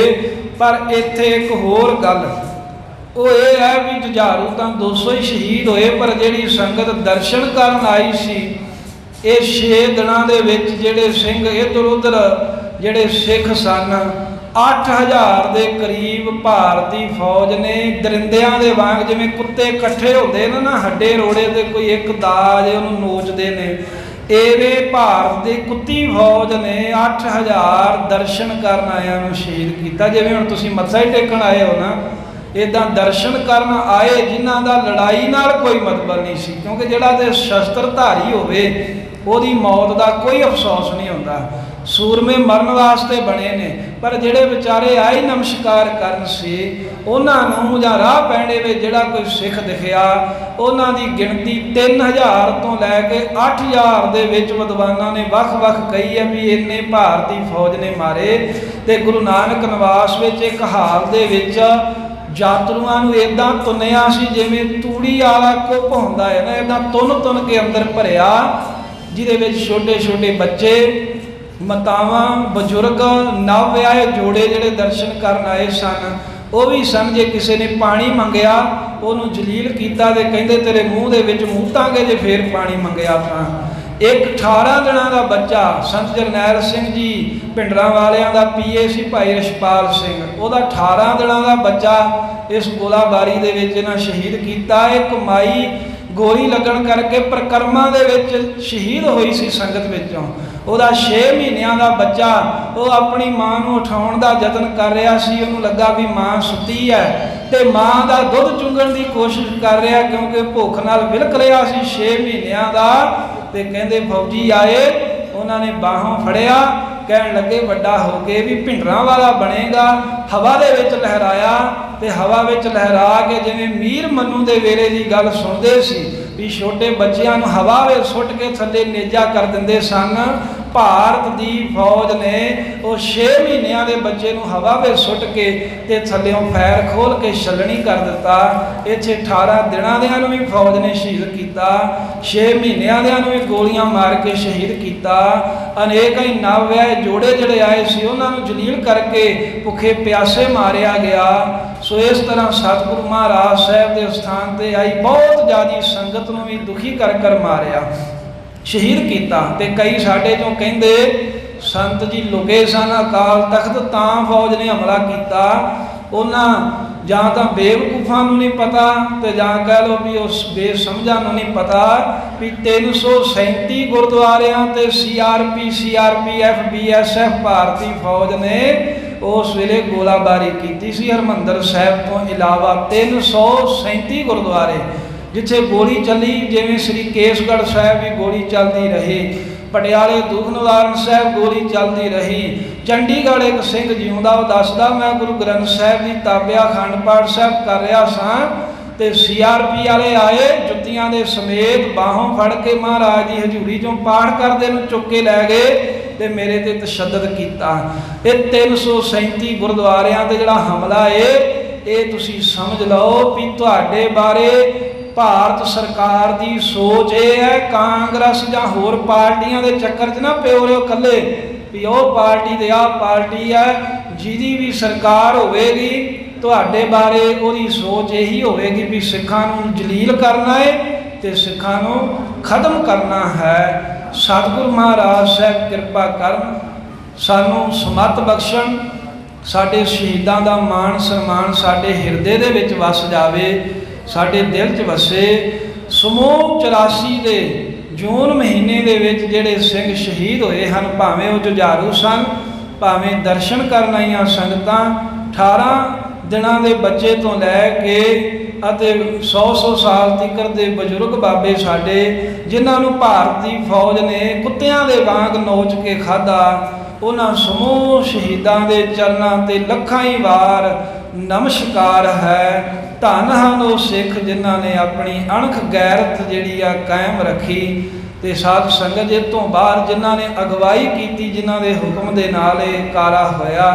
ਉਹਨਾਂ ਬਾਰੇ ਤੁਹਾਨੂੰ ਪਤਾ ਹੀ ਹੈ ਵੀ ਗੁਰੂ ਕੇ ਸਿੰਘਾਂ ਨੇ ਜਿਉਂਦੇ ਨਾ ਇੰਦਰਾ ਨੂੰ ਛੱਡਿਆ, ਨਾ ਜਨਰਲ ਵੈਦੇ ਨੂੰ ਛੱਡਿਆ, ਨਾ ਹੋਰ ਕਈ ਜਰਨੈਲ ਮਾਰੇ। ਜਿਹੜੇ ਫੌਜ ਦੇ ਜਰਨੈਲ ਇਹਨਾਂ ਦੇ ਬਚੇ ਉਹ ਲੁਕ ਕੇ ਹੀ ਬਚੇ ਨੇ। ਇਹੋ ਜਿਹੀ ਕਾਹਦੀ ਬਹਾਦਰੀ, ਤਗਮੇ ਤਾਂ ਲੈ ਲਏ ਰਾਸ਼ਟਰਪਤੀ ਕੋਲੋਂ ਪਰ ਸਾਰੀ ਉਮਰ ਨਾ ਆਪਣਾ ਪਤਾ ਜ਼ਾਹਰ ਕੀਤਾ, ਨਾ ਆਪਣਾ ਕਿਸੇ ਨੂੰ ਐਡਰੈਸ ਦੱਸਿਆ, ਨਾ ਆਪਣਾ ਭੇਖ ਦੱਸਿਆ, ਨਾ ਕਿਤੇ ਬਾਜ਼ਾਰ ਵਿੱਚ ਛਾਤੀ ਠੋਕ ਕੇ ਕਿਸੇ ਨੂੰ ਕਹਿ ਸਕੇ ਵੀ ਅਸੀਂ ਹਰਿਮੰਦਰ ਸਾਹਿਬ ਤੇ ਹਮਲਾ ਕੀਤਾ ਸੀ।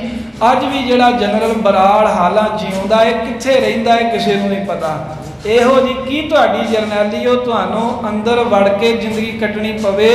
ਗੁਰੂ ਕੇ ਸੂਰਮੇ ਜਿਹੜੇ ਹਨ ਉਹ ਤਾਂ ਤੁਹਾਡੀਆਂ ਤੋਪਾਂ ਦੇ ਗੋਲਿਆਂ ਦੇ ਅੱਗੇ ਵੀ ਨਹੀਂ ਲੁਕੇ ਤੇ ਝੁਕੇ, ਪਰ ਤੁਸੀਂ ਇੰਨੇ ਸਾਲ ਬੀਤਣ ਤੋਂ ਬਾਅਦ 37 ਸਾਲ ਬੀਤਣ ਤੋਂ ਬਾਅਦ ਵੀ ਉਹ ਬੰਦੇ ਜਿਹੜੇ ਕੁਝ ਬਚੇ ਨੇ ਉਹਨਾਂ ਕਦੀ ਕਿਤੇ ਬਾਹਰ ਜ਼ਾਹਰ ਨਹੀਂ ਕੀਤਾ ਵੀ ਅਸੀਂ ਹਰਿਮੰਦਰ ਸਾਹਿਬ ਤੇ ਹਮਲਾ ਕਰਨ ਵਾਲਿਆਂ 'ਚ ਸ਼ਾਮਲ ਸਾਂ।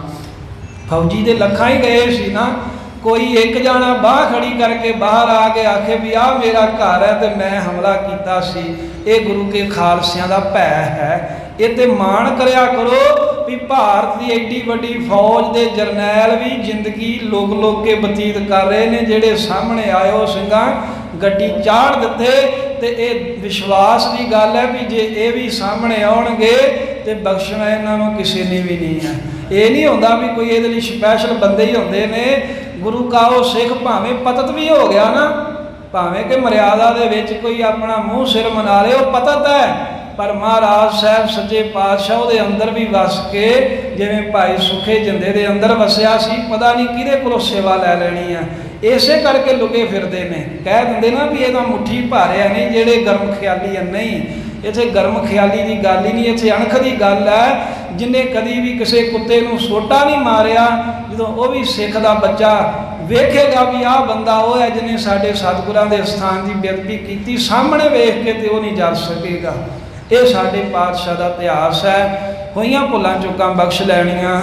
ਐਸੇ ਵਚਨ ਕਹਿੰਦੇ ਆ, ਕਈ ਵਾਰ ਕੋਈ ਅਜੋਗ ਗੱਲਾਂ ਵੀ ਕਹੀਆਂ ਜਾਂਦੀਆਂ ਨੇ, ਕਿਉਂਕਿ ਇਤਿਹਾਸ ਹੀ ਸਾਡਾ ਐਸਾ ਹੈ ਜਿਹਦੇ ਨਾਲ ਜੋਸ਼ ਆਉਂਦਾ ਹੈ, ਤੇ ਜੋਸ਼ ਵਿੱਚ ਕੁਝ ਵਚਨ ਆਪਾਂ ਵੱਧ ਘੱਟ ਵੀ ਕਹਿ ਸਕਦੇ ਹਾਂ। ਉਹ ਸੰਗਤਾਂ ਨੇ ਨਾ ਚਿਤਾਰਨਾ, ਭੁੱਲਾਂ ਗਲਤੀਆਂ ਬਖਸ਼ਣੀਆਂ। ਆਓ ਲੜੀਵਾਰ ਕਥਾ ਜੋ ਗੁਰਬਾਣੀ ਦੀ ਹੈ, ਉਹਦਾ ਸ਼ਬਦ ਜੋ ਮਹਾਰਾਜ ਸਾਹਿਬ ਸਾਨੂੰ ਬਖਸ਼ ਰਹੇ ਨੇ, ਉਹ ਪਵਿੱਤਰ ਉਪਦੇਸ਼ ਵੀ ਆਪਾਂ ਸੰਖੇਪ ਰੂਪ ਦੇ ਵਿੱਚ ਸਰਵਣ ਕਰ ਲਈਏ। ਸਤਨਾਮ ਸ੍ਰੀ ਵਾਹਿਗੁਰੂ ਸਾਹਿਬ ਜੀ। ਗੌੜੀ ਬੈਰਾਗਣ ਮਹੱਲਾ ਚੌਥਾ। ਧੰਨ ਧੰਨ ਸ੍ਰੀ ਗੁਰੂ ਗ੍ਰੰਥ ਸਾਹਿਬ ਮਹਾਰਾਜ ਦੇ ਪਰਮ ਪਵਿੱਤਰ ਅੰਗ 167 ਦੇ ਉੱਤੇ ਇਹ ਪਾਵਨ ਸ਼ਬਦ ਸੁਭਾਏ ਮਾਨ ਹੈ। ਗੌੜੀ ਬੈਰਾਗਣ, ਗੌੜੀ ਰਾਗ ਹੈ, ਤੀਸਰਾ ਰਾਗ। ਬੈਰਾਗਣ ਗੌੜੀ ਦੀ ਜਾਤੀ ਹੈ, ਜਿਸ ਦੇ ਵਿੱਚ ਮਹੱਲਾ ਚੌਥਾ, ਚੌਥੇ ਪਾਤਸ਼ਾਹ ਗੁਰੂ ਰਾਮਦਾਸ ਸਾਹਿਬ, ਉਹੀ ਪਾਤਸ਼ਾਹ ਜਿਨ੍ਹਾਂ ਦੇ ਦਰ ਦੇ ਉੱਤੇ ਦੁਸ਼ਟਾਂ ਨੇ ਹਮਲਾ ਕੀਤਾ। ਜੇ ਸਤਿਗੁਰੂ ਦੇ ਦਰ ਦੇ ਉੱਤੇ ਆਸਾ ਦੀ ਵਾਰ ਦਾ ਕੀਰਤਨ ਕਰ ਰਿਹਾ, ਗੁਰੂ ਕਾ ਕੀਰਤਨੀਆ ਇਹਨਾਂ ਨੇ ਸ਼ਹੀਦ ਕਰ ਦਿੱਤਾ। ਜਿਸ ਗੁਰੂ ਰਾਮਦਾਸ ਦੇ ਦਰ ਤੇ ਵੀ 300 ਤੋਂ ਵੱਧ ਗੋਲੀਆਂ ਮਾਰੀਆਂ। ਹਰ ਕੀ ਪੌੜੀ ਤੇ ਬੈਠਾ ਹੋਇਆ ਪਾਠੀ ਸਿੰਘ ਜ਼ਖਮੀ ਹੋ ਗਿਆ। ਜਿਸ ਅਸਥਾਨ ਤੇ ਨਾ ਦੁਸ਼ਟਾਂ ਕਰਕੇ 2 ਦਿਨ ਹਰਿਮੰਦਰ ਸਾਹਿਬ ਦੇ ਵਿੱਚ ਕੀਰਤਨ ਨਹੀਂ ਹੋਇਆ। ਨਿਤਨੇਮ ਦੀ ਮਰਿਆਦਾ ਜਿਹੜੀ ਸੀ 6 ਜੂਨ ਤੋਂ ਬਾਅਦ 6 ਜੂਨ ਤੀਕਰ ਤਾਂ ਸਿੰਘ ਨਿਭਾਉਂਦੇ ਰਹੇ, ਪਰ 6, 7 ਜੂਨ ਤੇ 8 ਜੂਨ ਤੀਕਰ ਨਿਤਨੇਮ ਦੀ ਮਰਿਆਦਾ ਜਿਸ ਗੁਰੂ ਰਾਮਦਾਸ ਦੇ ਦਰ ਦੀ ਦੁਸ਼ਟਾਂ ਨੇ ਬੰਦ ਕਰ ਦਿੱਤੀ। ਜਿੱਥੇ ਭਾਰਤੀ ਫੌਜ ਨੇ ਆ ਕੇ ਸ਼ਰਾਬਾਂ ਪੀਤੀਆਂ, ਜਿੱਥੇ ਭਾਰਤ ਦੇ ਫੌਜੀਆਂ ਨੇ ਆ ਕੇ ਤੰਬਾਕੂ ਤੇ ਬੀੜੀਆਂ ਤੰਬਾਕੂ ਦਾ ਸੇਵਨ ਕੀਤਾ ਤੇ ਧੂਮਰਪਾਨ ਜਾਣ ਕੇ ਜਿਸ ਅਸਥਾਨ ਦੇ ਵਿੱਚ ਪਹੁੰਚ ਕੇ ਜੁੱਤੀਆਂ ਸਣੇ ਕੀਤਾ। ਜਿਸ ਹਰਿਮੰਦਰ ਸਾਹਿਬ ਦੇ ਅੰਦਰੋਂ ਸਾਰੇ ਗਲੀਚੇ ਚੁੱਕ ਕੇ ਤਲਾਸ਼ੀਆਂ ਕੀਤੀਆਂ ਗਈਆਂ, ਉਸ ਹਰਿਮੰਦਰ ਸਾਹਿਬ ਦੇ ਮਾਲਕ ਧੰਨ ਗੁਰੂ ਰਾਮਦਾਸ ਸਾਹਿਬ ਸੱਚੇ ਪਾਤਸ਼ਾਹ ਪਰਮ ਪਵਿੱਤਰ ਉਪਦੇਸ਼ ਬਖਸ਼ਿਸ਼ ਕਰ ਰਹੇ ਹਨ। ਹਮਰਾ ਮਨ ਚਿਤ ਹਰ ਆਸ ਨਿਤ। ਸਿੱਖਾਂ ਨੇ ਕਿਹਾ, ਮਹਾਰਾਜ ਤੁਹਾਡੇ ਅੰਦਰ ਰੱਬ ਨਾਲ ਮਿਲਣ ਦਾ ਕਿੰਨਾ ਕੁ ਪਿਆਰ ਹੈ। ਤਾਂ ਗੁਰੂ ਰਾਮਦਾਸ ਸਾਹਿਬ ਜੀ ਪਰਮੇਸ਼ਰ ਨੂੰ ਸਨਮੁਖ ਹੋ ਕੇ ਕਹਿੰਦੇ, ਹੇ ਵਾਹਿਗੁਰੂ ਜੀ, ਹਮਰਾ ਮਨ ਚਿਤ ਹਰ ਆਸ ਨਿਤ। ਹੇ ਹਰੀ ਪਾਤਸ਼ਾਹ ਜੀ, ਸਾਡੇ ਮਨ ਵਿੱਚ, ਸਾਡੀ ਚਿਤਵਣੀ ਵਿੱਚ, ਸਾਡੇ ਵਿਚਾਰਾਂ ਵਿੱਚ, ਸਾਡੀ ਸੋਚਣੀ ਵਿੱਚ ਸਦਾ ਮਹਾਰਾਜ ਤੁਹਾਡੇ ਦਰਸ਼ਨਾਂ ਦੀ ਆਸ ਹੈ। ਸਦਾ ਤੁਹਾਡਾ ਹੀ ਮਹਾਰਾਜ ਖਿਆਲ ਆਉਂਦਾ ਏ। ਖਿਆਲਾਂ ਵਿੱਚ ਵਾਹਿਗੁਰੂ ਸਾਡੇ ਤੂੰ ਵਸਿਆ ਏ, ਸਾਡੀ ਸੋਚਣੀ ਵਿੱਚ ਤੂੰ ਵਸਿਆ ਏ। ਕਿਉ ਦੇਖਾ ਹਰ ਦਰਸ ਤੁਮਾਰਾ। ਚੌਥੇ ਪਾਤਸ਼ਾਹ ਕਹਿੰਦੇ, ਵਾਹਿਗੁਰੂ ਜੀ, ਮੇਰੇ ਮਨ ਦੀ ਇਹੀ ਚਾਹਨਾ ਰਹਿੰਦੀ ਆ ਨਿਤ ਵੀ ਕਿਵੇਂ ਕਰਕੇ ਤੁਹਾਡੇ ਮੈਂ ਦਰਸ਼ਨ ਕਰਾਂ। ਅਸਲ 'ਚ ਮਹਾਰਾਜ ਸਾਹਿਬ ਤਾਂ ਆਪ ਪਰਮੇਸ਼ਰ ਹੀ ਸਨ। ਉਹਨਾਂ ਨੇ ਤੇ ਕੀ ਦਰਸ਼ਨ ਕਰਨ ਦੇ ਲਈ ਬੇਨਤੀ ਕਰਨੀ। ਸਾਡੇ ਅੰਦਰ ਜਗਿਆਸੂਆਂ ਅੰਦਰ ਭਾਵਨਾ ਜਗਾਉਂਦੇ ਨੇ ਵੀ ਇੱਦਾਂ ਬੇਨਤੀ ਕਰਿਆ ਕਰੋ ਰੱਬ ਅੱਗੇ ਵੀ ਮਹਾਰਾਜ ਅਸੀਂ ਕਿਵੇਂ ਕਰਕੇ ਤੁਹਾਡੇ ਦਰਸ਼ਨ ਕਰੀਏ, ਕਿਵੇਂ ਕਰਕੇ ਮਹਾਰਾਜ ਤੁਹਾਡੀ ਸਾਨੂੰ ਪ੍ਰਾਪਤੀ ਹੋਵੇ। ਜਿਨ ਪ੍ਰੀਤ ਲਾਏ ਸੋ ਜਾਣਤਾ। ਮਹਾਰਾਜ ਤੁਹਾਡੇ ਅੰਦਰ ਕਿੰਨਾ ਕੁ ਪਿਆਰ ਹੈ। ਤਾਂ ਸਾਹਿਬ ਕਹਿੰਦੇ, ਭਾਈ ਜਿਸ ਨੇ ਵਾਹਿਗੁਰੂ ਦੀ ਪ੍ਰੀਤ ਆਪਣੇ ਅੰਦਰ ਲਾਈ ਹੈ ਨਾ, ਉਹ ਸਾਡੀ ਪ੍ਰੀਤ ਜਾਣ ਸਕਦਾ। ਅਸੀਂ ਲਫ਼ਜ਼ਾਂ ਨਾਲ ਕਿਵੇਂ ਦੱਸ ਦਈਏ ਵੀ ਸਾਡਾ ਇੰਨਾ ਕੁ ਪਿਆਰ ਹੈ ਵਾਹਿਗੁਰੂ ਦੇ ਨਾਲ, ਵੀ ਸਾਡੀ ਅੰਦਰੋਂ ਦਿਲੋਂ ਇੰਨੀ ਕੁ ਮੁਹੱਬਤ ਹੈ, ਕਿਵੇਂ ਕਹਿ ਦਈਏ। ਹਾਂ, ਜਿਹਦੇ ਅੰਦਰ ਵੀ ਰੱਬ ਦੇ ਨਾਲ ਪਾਤਸ਼ਾਹ ਕਹਿੰਦੇ ਪਿਆਰ ਲੱਗਾ ਨਾ, ਜਿਹਦੇ ਅੰਦਰ ਵੀ ਵਾਹਿਗੁਰੂ ਦੀ ਮੁਹੱਬਤ ਹੈ, ਜਿਹਦੇ ਅੰਦਰ ਵੀ ਰੱਬੀ ਪ੍ਰੇਮ ਹੈ, ਉਹ ਸਾਡੇ ਅੰਦਰ ਦੇ ਪਿਆਰ ਨੂੰ ਜਾਣਦਾ ਹੈ। ਜਿਨ ਪ੍ਰੀਤ ਲਾਈ ਸੋ ਜਾਣਦਾ। ਉਹੀ ਜਾਣਦਾ ਜਿਹਨੇ ਵਾਹਿਗੁਰੂ ਨਾਲ ਪਿਆਰ ਲਾਇਆ ਸਾਡੇ ਅੰਦਰ ਦੀ ਹਾਲਤ। ਜਾਂ ਜਿਸ ਵਾਹਿਗੁਰੂ ਨੇ ਪਾਤਸ਼ਾਹ ਕਹਿੰਦੇ ਸਾਡੇ ਅੰਦਰ ਪ੍ਰੇਮ ਲਾਇਆ ਏ, ਜਾਂ ਤਾਂ ਸਾਨੂੰ ਪਤਾ ਏ ਉਸ ਵਾਹਿਗੁਰੂ ਦੇ ਪਿਆਰ ਦਾ, ਤੇ ਜਾਂ ਉਹ ਵਾਹਿਗੁਰੂ ਆਪ ਜਾਣਦਾ ਏ। ਹਮਰਾ ਮਨ ਚਿਤ ਹਰ ਬਹੁਤ ਪਿਆਰਾ। ਬਸ ਅਸੀਂ ਇੰਨਾ ਹੀ ਕਹਿ ਸਕਦੇ ਆ ਵੀ ਹੇ ਹਰੀ ਵਾਹਿਗੁਰੂ, ਸਾਡੇ ਮਨ ਚਿੱਤ ਦੇ ਵਿੱਚ ਸਾਨੂੰ ਤੂੰ ਬਹੁਤਾ ਹੀ ਪਿਆਰਾ ਲੱਗਦਾ ਹੈ, ਸਾਨੂੰ ਤੇਰੇ ਨਾਲ ਹੀ ਪਿਆਰ ਹੈ, ਸਾਨੂੰ ਤੂੰ ਹੀ ਮਹਾਰਾਜ ਚੰਗਾ ਲੱਗਦਾ ਏ। ਹਉ ਕੁਰਬਾਨੀ ਗੁਰ ਆਪਣੇ। ਪਾਤਸ਼ਾਹ ਜੀ ਕਹਿੰਦੇ ਮੈਂ ਆਪਣੇ ਗੁਰੂ ਅਮਰਦਾਸ ਸਾਹਿਬ ਤੋਂ ਕੁਰਬਾਨ ਜਾਨਾ, ਮੈਂ ਤੀਸਰੇ ਸਤਿਗੁਰੂ ਤੋਂ ਬਲਹਾਰ ਸਦਕੇ ਜਾਨਾ ਹਾਂ। ਜਿਨ ਵਿਛੜਿਆ ਮੇਲਿਆ ਮੇਰਾ ਸਿਰਜਣਹਾਰਾ। ਜਿਸ ਗੁਰੂ ਅਮਰਦਾਸ ਸਾਹਿਬ ਜੀ ਨੇ ਮੇਰਾ ਕਈ ਜਨਮਾਂ ਦਾ ਵਿਛੜਿਆ ਹੋਇਆ ਸਿਰਜਣਹਾਰ ਮਾਲਕ ਮੈਨੂੰ ਮੇਲ ਦਿੱਤਾ ਹੈ। ਕਈ ਜਨਮਾਂ ਦੇ ਵਿਛੜੇ ਆ ਨਾ ਆਪਾਂ ਪਰਮੇਸ਼ਰ ਤੋਂ ਆਪਣੀਆਂ ਗਲਤੀਆਂ ਕਰਕੇ। ਤੇ ਚੌਥੇ ਪਾਤਸ਼ਾਹ ਜੀ ਕਹਿੰਦੇ ਮੈਂ ਕੁਰਬਾਨ ਹਾਂ ਗੁਰੂ ਆਪਣੇ ਤੋਂ, ਮੈਂ ਆਪਣੇ ਪਾਤਸ਼ਾਹ ਗੁਰੂ ਨਾਨਕ ਦੇਵ ਸਾਹਿਬ ਤੋਂ ਸਦਕੇ ਆ, ਜਿਨ੍ਹਾਂ ਨੇ ਤੀਸਰੇ ਰੂਪ ਦੇ ਵਿੱਚ ਮੈਨੂੰ ਮੇਰਾ ਵਿਛੜਿਆ ਹੋਇਆ ਮਾਲਕ ਰੱਬ, ਉਹ ਮੇਰੇ ਤੋਂ ਨਹੀਂ ਸੀ ਵਿਛੜਿਆ, ਮੈਂ ਰੱਬ ਤੋਂ ਵਿਛੜਿਆ ਸਾਂ। ਕਿਉਂਕਿ ਮਾਲਕ ਤਾਂ ਸਾਡੇ ਨਾਲ ਹੀ ਹੈ, ਅਸੀਂ ਹੀ ਮਾਲਕ ਨੂੰ ਵੇਖਣ ਵਾਲਾ ਜਿਹੜਾ ਆਪਣਾ ਅਨੁਭਵ ਹੈ ਉਹਨੂੰ ਪ੍ਰਗਟ ਨਹੀਂ ਕਰ ਸਕੇ। ਜਿਵੇਂ ਕੁਝ ਬੰਦੇ ਬਾਬੇ ਬੁੱਲੇ ਦੇ ਕੋਲ ਆ ਕੇ ਕਹਿੰਦੇ ਵੀ ਰੱਬ ਕਿਵੇਂ ਪ੍ਰਾਪਤ ਹੁੰਦਾ ਹੈ, ਤਾਂ ਉਸ ਵੇਲੇ ਉਹ ਕੀ ਕਰ ਰਹੇ ਸਨ ਵੀ ਇੱਕ ਕਿਆਰੀ ਦੇ ਵਿੱਚੋਂ ਕਣ ਪੁੱਟ ਕੇ ਤੇ ਵਿਰਲਾ ਵਿਰਲਾ ਕਰਕੇ ਉਹਨੂੰ ਗੰਢਿਆਂ ਦੇ ਰੂਪ ਵਿੱਚ ਲਾ ਰਹੇ ਸਨ। ਤੇ ਉਹ ਨਾਲੇ ਕਣ ਪੁੱਟੀ ਜਾਣ ਤੇ ਨਾਲੇ ਵਿਰਲੇ ਕਰਕੇ ਅੱਗੇ ਲਾਈ ਜਾਣ। ਜਿਹੜੇ ਗੰਢੇ ਬੀਜਦੇ ਜਾਂ ਵੇਖੇ ਉਹਨਾਂ ਨੂੰ ਪਤਾ। ਤੇ ਪੁੱਟਦਿਆਂ ਹੋਇਆਂ ਬਾਬਾ ਬੁੱਲਾ ਕਹਿੰਦਾ ਬੁੱਲਿਆ ਰੱਬ ਦਾ ਕੀ ਪਾਉਣਾ, ਇੱਧਰੋਂ ਪੁੱਟਣਾ ਤੇ ਇੱਧਰ ਲਾਉਣਾ। ਗੰਢੇ ਬੀਜਦਿਆਂ ਹੀ ਉਹਨਾਂ ਉਪਦੇਸ਼ ਦਿੱਤਾ, ਕਹਿੰਦੇ ਰੱਬ ਦਾ ਪਾਉਣਾ ਹੋਰ ਕੀ ਹੈ, ਬਸ ਇੱਧਰੋਂ ਪੁੱਟਣਾ ਤੇ ਇੱਧਰ ਲਾਉਣਾ ਹੈ। ਭਾਵ ਦੁਨੀਆ ਵੱਲੋਂ ਵਕਾਰਾਂ ਵੱਲੋਂ ਦਿਲ ਨੂੰ ਚੁੱਕਣਾ ਹੈ ਤੇ ਰੱਬ ਵਾਲੇ ਪਾਸੇ ਲਾਉਣਾ, ਇਹੀ ਰੱਬ ਦਾ ਪਾਉਣਾ ਹੈ। ਤੇ ਗੁਰੂ ਰਾਮਦਾਸ ਸਾਹਿਬ ਜੀ ਕਹਿੰਦੇ ਵੀ ਮੈਂ ਆਪਣੇ ਗੁਰੂ ਤੋਂ ਬਲਹਾਰ ਹਾਂ, ਜਿਨ੍ਹਾਂ ਨੇ ਸਾਡਾ ਇੱਧਰੋਂ ਮਨ ਪੁੱਟ ਕੇ ਤੇ ਉੱਧਰ ਲਾ ਦਿੱਤਾ ਹੈ। ਗੁਰੂ ਅਮਰਦਾਸ ਤੋਂ ਬਲਹਾਰ ਹਾਂ, ਜਿਨ੍ਹਾਂ ਨੇ ਵਿਛੜਿਆ ਹੋਇਆ ਵਾਹਿਗੁਰੂ ਮੈਨੂੰ ਮੇਰਾ ਮੇਲ ਦਿੱਤਾ ਏ। ਮੇਰੇ RAM ਹਮ ਪਾਪੀ ਸਰਨ ਪਰੇ ਹਰ ਦੁਆਰ। ਇਹ ਮੇਰੇ RAM, ਹੇ ਭਾਈ ਅਸੀਂ ਪਾਪੀ ਐ, ਪਰ ਹਰੀ ਵਾਹਿਗੁਰੂ ਦੀ ਸ਼ਰਨ ਵਿੱਚ ਵਾਹਿਗੁਰੂ ਦੇ ਦੁਆਰੇ ਤੇ ਆਣ ਕੇ ਡਿੱਗ ਪਏ ਆ। ਮਾਲਕ ਦਾ ਦਰ ਪਕੜ ਲਿਆ, ਹੋਰ ਕਿਤੇੋਂ ਸਾਨੂੰ ਕੋਈ ਢੋਈ ਨਹੀਂ, ਕੋਈ ਆਸਰਾ ਨਹੀਂ ਦਿਖਿਆ। ਮਤ ਨਿਰਗੁਣ ਹਮ ਮੇਲੈ ਕਬਹੂ ਆਪਣੀ ਕਿਰਪਾ ਧਾਰ। ਮਤ ਨਿਰਗੁਣ ਹਮ ਮੇਲੈ ਕਬਹੂ ਆਪਣੀ ਕਿਰਪਾ ਧਾਰ। ਕਹਿੰਦੇ ਅਸੀਂ ਸ਼ਰਨ ਪਏ ਆ। ਜੇ ਕੋਈ ਆਖੇ ਨਾ ਵੀ ਰੋਜ਼ ਸੰਗਤ ਵਿੱਚ ਆਉਣ ਦਾ ਕੀ ਫਾਇਦਾ, ਰੋਜ਼ ਸੰਗਤ ਕਰਨ ਦਾ ਕੀ ਫਾਇਦਾ, ਤਾਂ ਮਹਾਰਾਜ ਸਾਹਿਬ ਜੀ ਇੱਥੇ ਫਾਇਦਾ ਦੱਸਦੇ ਨੇ, ਭਲਿਓ ਮਤ ਨਿਰਗੁਣ ਹਮ ਮੇਲੈ ਕਬਹੂ ਆਪਣੀ ਕਿਰਪਾ ਧਾਰ। ਵੀ ਅਸੀਂ ਹੈਗੇ ਤਾਂ ਨਿਰਗੁਣ, ਗੁਣ ਤਾਂ ਸਾਡੇ ਵਿੱਚ ਕੋਈ ਨਹੀਂ, ਪਰ ਅਸੀਂ ਸੰਗਤ ਵਿੱਚ ਆਉਂਦੇ ਆ, ਹਰੀ ਦੀ ਸ਼ਰਨ ਪਏ ਆ, ਹਰੀ ਦੇ ਦੁਆਰੇ ਸਾਧ ਸੰਗਤ ਵਿੱਚ ਆਏ ਆ। ਮਤਾ ਕਿਤੇ ਹਰੀ ਵਾਹਿਗੁਰੂ ਕਿਰਪਾਲੂ ਹੋ ਕੇ ਸਾਨੂੰ ਆਪਣੇ ਨਾਲ ਮੇਲ ਲੇ। ਉਵੇਂ ਗੁਣ ਤਾਂ ਕੋਈ ਹੈ ਨਹੀਂ ਸਾਡੇ 'ਚ ਮੇਲਣ ਵਾਲਾ, ਪਰ ਮਤਾ ਕਿਤੇ, ਮਤ ਤੋਂ ਭਾਵ ਹੈ ਕਿਤੇ ਮਤਾ ਵਾਹਿਗੁਰੂ ਨੂੰ ਤਰਸ ਆ ਜੇ ਵੀ ਇਹ ਮੇਰੀ ਸੰਗਤ ਵਿੱਚ ਰੋਜ਼ ਆਉਂਦਾ ਹੈ ਭਾਈ, ਭਾਵੇਂ ਕਿ ਸਾਡੇ ਵਿੱਚ ਕੋਈ ਗੁਣ ਹੈ ਨਹੀਂ, ਸਾਨੂੰ ਨਿਰਗੁਣ ਆਰਿਆਂ ਨੂੰ ਆਪਣੀ ਕਿਰਪਾ ਕਰਕੇ ਕਿਤੇ ਵਾਹਿਗੁਰੂ ਸਾਨੂੰ ਆਪਣੇ ਨਾਲ ਮੇਲ ਲਵੇ। ਇਸ ਕਰਕੇ ਅਸੀਂ ਸੰਗਤ ਦੇ ਵਿੱਚ ਨੇਤੀ ਆ ਕੇ ਸੰਗਤ ਦੇ ਦਰ ਤੇ ਡਿੱਗੇ ਰਹਿੰਦੇ ਆ। ਰਹਾਓ ਵਿਸ਼ਰਾਮ ਦੇ ਕੇ ਮਹਾਰਾਜ ਬਖਸ਼ਿਸ਼ ਕਰਦੇ ਨੇ। ਹਮਰੇ ਅਵਗੁਣ ਬਹੁਤ ਬਹੁਤ ਹੈ। ਮਹਾਰਾਜ ਕਹਿੰਦੇ ਵੀ ਸਾਡੇ ਵਿੱਚ ਅਵਗੁਣ ਬਹੁਤ ਨੇ। ਕਿੰਨੇ ਕਿੰਨੇ ਫੇਰ ਨਾਲ ਕਹਿੰਦੇ ਨੇ ਬਹੁਤ ਹੈ, ਕਹਿੰਦੇ ਬਹੁਤ ਹੀ ਸਾਡੇ ਵਿੱਚ ਅਵਗੁਣ ਹਨ, ਅਸੀਂ ਦੱਸ ਹੀ ਨਹੀਂ ਸਕਦੇ ਵੀ ਕਿੰਨੇ ਕੁ ਗੁਨਾਹਾਂ ਦੇ ਨਾਲ ਭਰੇ ਆ। ਇੱਕ ਤਾਂ ਮਹਾਰਾਜ ਸਾਹਿਬ ਸਾਨੂੰ ਆ ਜੁਗਤ ਦੱਸ ਰਹੇ ਨੇ ਵੀ ਕਦੀ ਇਹ ਨਾ ਆਖਿਆ ਕਰੋ ਵੀ ਅਸੀਂ ਬੜੇ ਸੱਚੇ ਸੁੱਚੇ ਆ।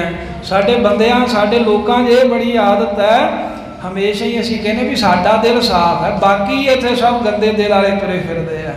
ਜਦੋਂ ਕਿ ਸਿੱਖ ਦੀ ਭਾਵਨਾ ਹੋਵੇ ਵੀ ਸਾਰੇ ਭਲੇ ਹੀ ਹਨ, ਮੈਂ ਹੀ ਹਾਂ ਜਿਹੜਾ ਬੁਰਾ ਹਾਂ, ਆਪਣੇ ਵਿੱਚ ਅਵਗੁਣ ਹੀ ਆਰੋਪੇ, ਇਹਦੇ ਨਾਲ ਨਿਮਰਤਾ ਬਣੀ ਰਹਿੰਦੀ ਹੈ। ਜਿੰਨਾ ਚਿਰ ਬੰਦਾ ਆਪਣੇ ਆਪ ਨੂੰ ਗੁਨਾਹਗਾਰ ਸਮਝਦਾ ਹੈ, ਉਹ ਡਰਦਾ ਏ, ਭੈ ਵਿੱਚ ਰਹਿੰਦਾ ਏ, ਤੇ ਉਹ ਮਾੜਾ ਕੰਮ ਨਹੀਂ ਕਰਦਾ। ਜਿਹਨੂੰ ਇਹ ਮਾਣ ਹੋਵੇ ਨਾ ਵੀ ਅਸੀਂ ਬੜੇ ਗੁਣੀ ਗਿਆਨੀ, ਉਹ ਹੰਕਾਰਿਆ ਵੀ ਜਾਂਦਾ ਹੈ ਤੇ ਹੰਕਾਰਿਆ ਕਈ ਵਾਰ ਮਾਰਿਆ ਵੀ ਜਾਂਦਾ ਹੈ। ਸਤਿਗੁਰੂ ਮਹਾਰਾਜ ਸਾਹਿਬ ਸੱਚੇ ਪਾਤਸ਼ਾਹ ਜੀ ਕਹਿੰਦੇ ਸਾਡੇ ਵਿੱਚ ਬਹੁਤ ਅਵਗੁਣ ਨੇ, ਬਹੁਤ ਹੀ ਔਗਣ ਹਨ। ਬਹੁ ਬਾਰ ਬਾਰ ਹਰ ਗਣਤ ਨ ਤੇ ਜੇ ਆਵੈ। ਕੋਈ ਆਖੇ ਵੀ ਕੋਈ ਥੋੜਾ ਬਹੁਤਾ ਦੱਸੋ ਕਿੰਨੇ ਕੁ ਨੇ, ਤਾਂ ਮਹਾਰਾਜ ਸਾਹਿਬ ਜੀ ਕਹਿੰਦੇ ਵੀ ਜੇ ਸਾਡੇ ਔਗਣਾਂ ਨੂੰ ਹਰੀ ਪਾਤਸ਼ਾਹ ਜੀ ਕੋਈ ਗਿਣਨ ਵੀ ਲੱਗ ਪਏ ਨਾ, ਬਹੁ ਬਾਰ ਬਾਰ ਕਹਿੰਦੇ ਵਾਰ-ਵਾਰ ਗਿਣੇ। ਕੋਈ ਚੀਜ਼ ਗਿਣੀਏ ਨਾ ਤੇ ਕਈ ਨਾ ਭੁਲੇਖਾ ਪਵੇ, ਉਹਨੂੰ ਦੋਹਰੇ ਗਿਣਦੇ ਆ, ਫਿਰ ਦੋਹਰੇ ਗਿਣਦੇ ਆ।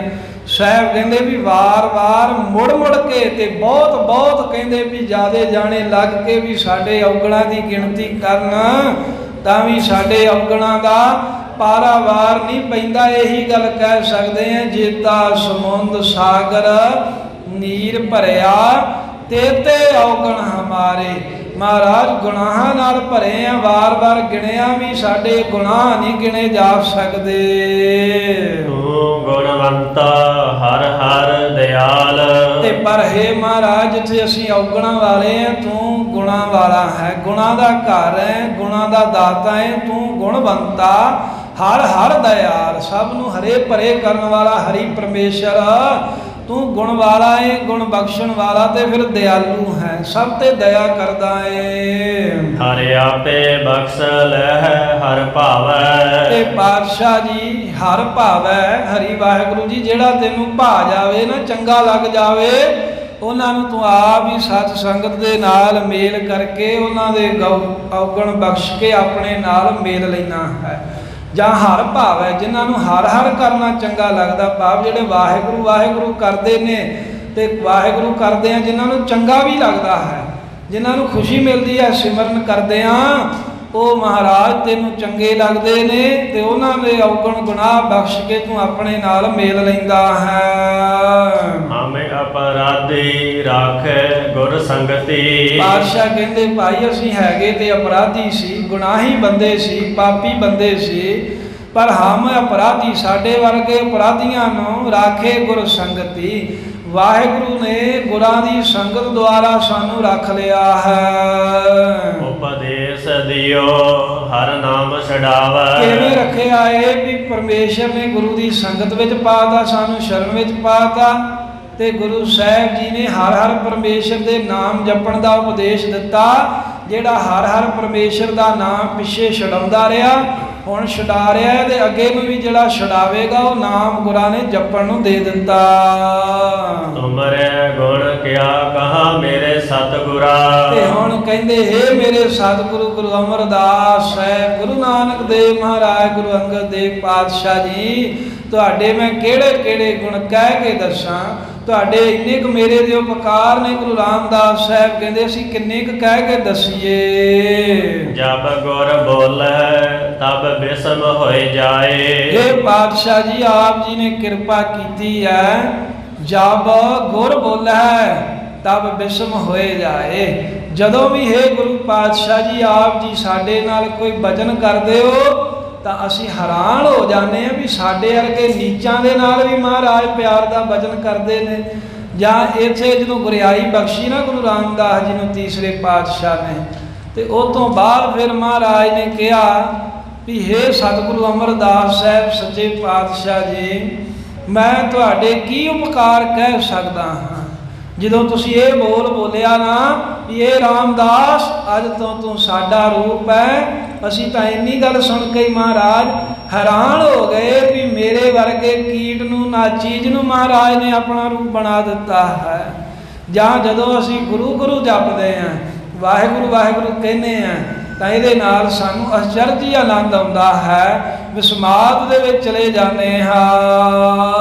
ਹਮ ਜੈਸੇ ਅਪਰਾਧੀ ਅਵਰ ਕੋਈ ਰਾਖੈ। ਸਾਡੇ ਵਰਗੇ ਮਹਾਰਾਜ ਅਪਰਾਧੀਆਂ ਨੂੰ ਅਵਰ ਹੋਰ ਵੀ ਕੋਈ ਰੱਖ ਸਕਦਾ ਸੀ? ਨਹੀਂ, ਤੁਸੀਂ ਹੀ ਰੱਖ ਸਕਦੇ ਸੀ, ਹੋਰ ਕਿੰਨੇ ਰੱਖਣਾ ਸੀ। ਇਹ ਤੁਕਾਂ ਜਿਹੜੀਆਂ ਨੇ ਨਾ ਦੋਵੇਂ ਤਰ੍ਹਾਂ ਜਾਣਨੀਆਂ। ਇੱਕ ਤਾਂ ਗੁਰੂ ਰਾਮਦਾਸ ਸਾਹਿਬ ਨਿਮਰਤਾ ਜਾ ਕੇ ਗੁਰੂ ਅਮਰਦਾਸ ਸਾਹਿਬ ਜੀ ਨੂੰ ਕਹਿ ਰਹੇ ਨੇ ਵੀ ਮਹਾਰਾਜ ਸਾਡੇ ਵਰਗੇ ਅਪਰਾਧੀ ਹੋਰ ਕਿੰਨੇ ਰੱਖਣੇ ਸੀ, ਭਾਵ ਕੋਈ ਨਹੀਂ ਸੀ ਰੱਖ ਸਕਦਾ।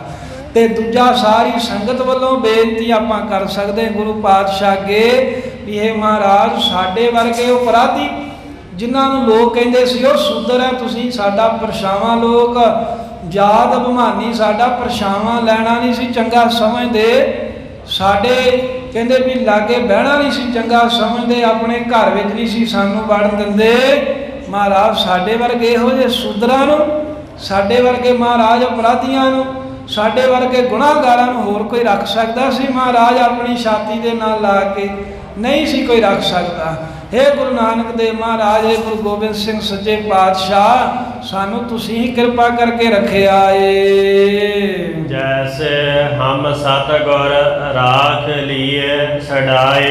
ਕਹਿੰਦੇ ਜੈਸੇ, ਜਿਸ ਤਰ੍ਹਾਂ ਸਾਨੂੰ ਸਾਡੇ ਸਤਿਗੁਰੂ ਸਾਹਿਬ ਜੀ ਨੇ ਰੱਖਿਆ, ਸਾਨੂੰ ਮਹਾਰਾਜ ਸਾਹਿਬ ਜੀ ਨੇ ਮਾੜੇ ਕੰਮਾਂ ਤੋਂ, ਜਮਾਂ ਤੋਂ, ਔਗਣਾਂ ਤੋਂ ਛਡਾ ਕੇ, ਤੇ ਜਿਵੇਂ ਸਤਿਗੁਰੂ ਸਾਹਿਬ ਨੇ ਸਾਨੂੰ ਰੱਖਿਆ ਐਵੇਂ ਕੌਣ ਰੱਖ ਸਕਦਾ ਸੀ? ਕੋਈ ਨਹੀਂ ਰੱਖ ਸਕਦਾ। ਦੁਨੀਆ ਦਾ ਇਤਿਹਾਸ ਪੜ੍ਹ ਲਓ ਸਾਧ ਸੰਗਤ, ਵੱਡੇ ਵੱਡੇ ਮਹਾਂਪੁਰਖ ਹੋਏ ਨੇ, ਨਿੰਦਾ ਕਿਸੇ ਦੀ ਨਹੀਂ ਹੈ, ਉਹ ਸਾਰੇ ਰੱਬ ਹੀ ਬੰਦੇ ਨੇ, ਕੋਈ ਮਾੜਾ ਨਹੀਂ ਹੁੰਦਾ। ਪਰ ਕਿਸੇ ਵੀ ਅਵਤਾਰ ਦਾ ਨਾਮ ਬਾਂਹ ਖੜੀ ਕਰਕੇ ਕੋਈ ਕਹਿ ਦੇਵੇ, ਜਿਹਨੇ ਆਪਣੇ ਚੇਲੇ ਨੂੰ ਕਦੀ ਮੱਥਾ ਟੇਕਿਆ ਹੋਵੇ, ਜਿਹਨੇ ਇਹ ਕਿਹਾ ਹੋਵੇ ਵੀ ਤੂੰ ਮੇਰਾ ਗੁਰੂ ਹੈ ਤੇ ਮੈਂ ਤੇਰਾ ਸਿੱਖ ਹੈ, ਜਿਹਨੇ ਇਹ ਕਿਹਾ ਹੋਵੇ ਵੀ ਅੱਜ ਤੋਂ ਤੁਸੀਂ ਗੁਰੂ ਹੋਏ। ਤੇ ਸਤਿਗੁਰੂ ਨੇ ਕਿਹਾ ਸੀ ਨਾ, ਗੁਰ ਚੇਲਾ, ਭਾਈ ਗੁਰਦਾਸ ਜੀ ਦੇ ਵਚਨ ਨੇ, ਗੁਰ ਚੇਲਾ, ਚੇਲਾ ਗੁਰੂ, ਗੁਰ ਚੇਲੇ ਪਰਚਾ ਪਰਚਾਇਆ।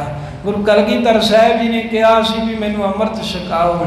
ਤੇ ਪੰਜ ਪਿਆਰੇ ਕਹਿੰਦੇ ਸੀ, ਮਹਾਰਾਜ ਨੀਚਨ ਜਾਤਨ ਕੇ ਹਮ ਬਾਰਕ ਕਰਨਾ ਕਰ ਤੋਏ ਕੈਸੇ ਨਵਾਜੇ।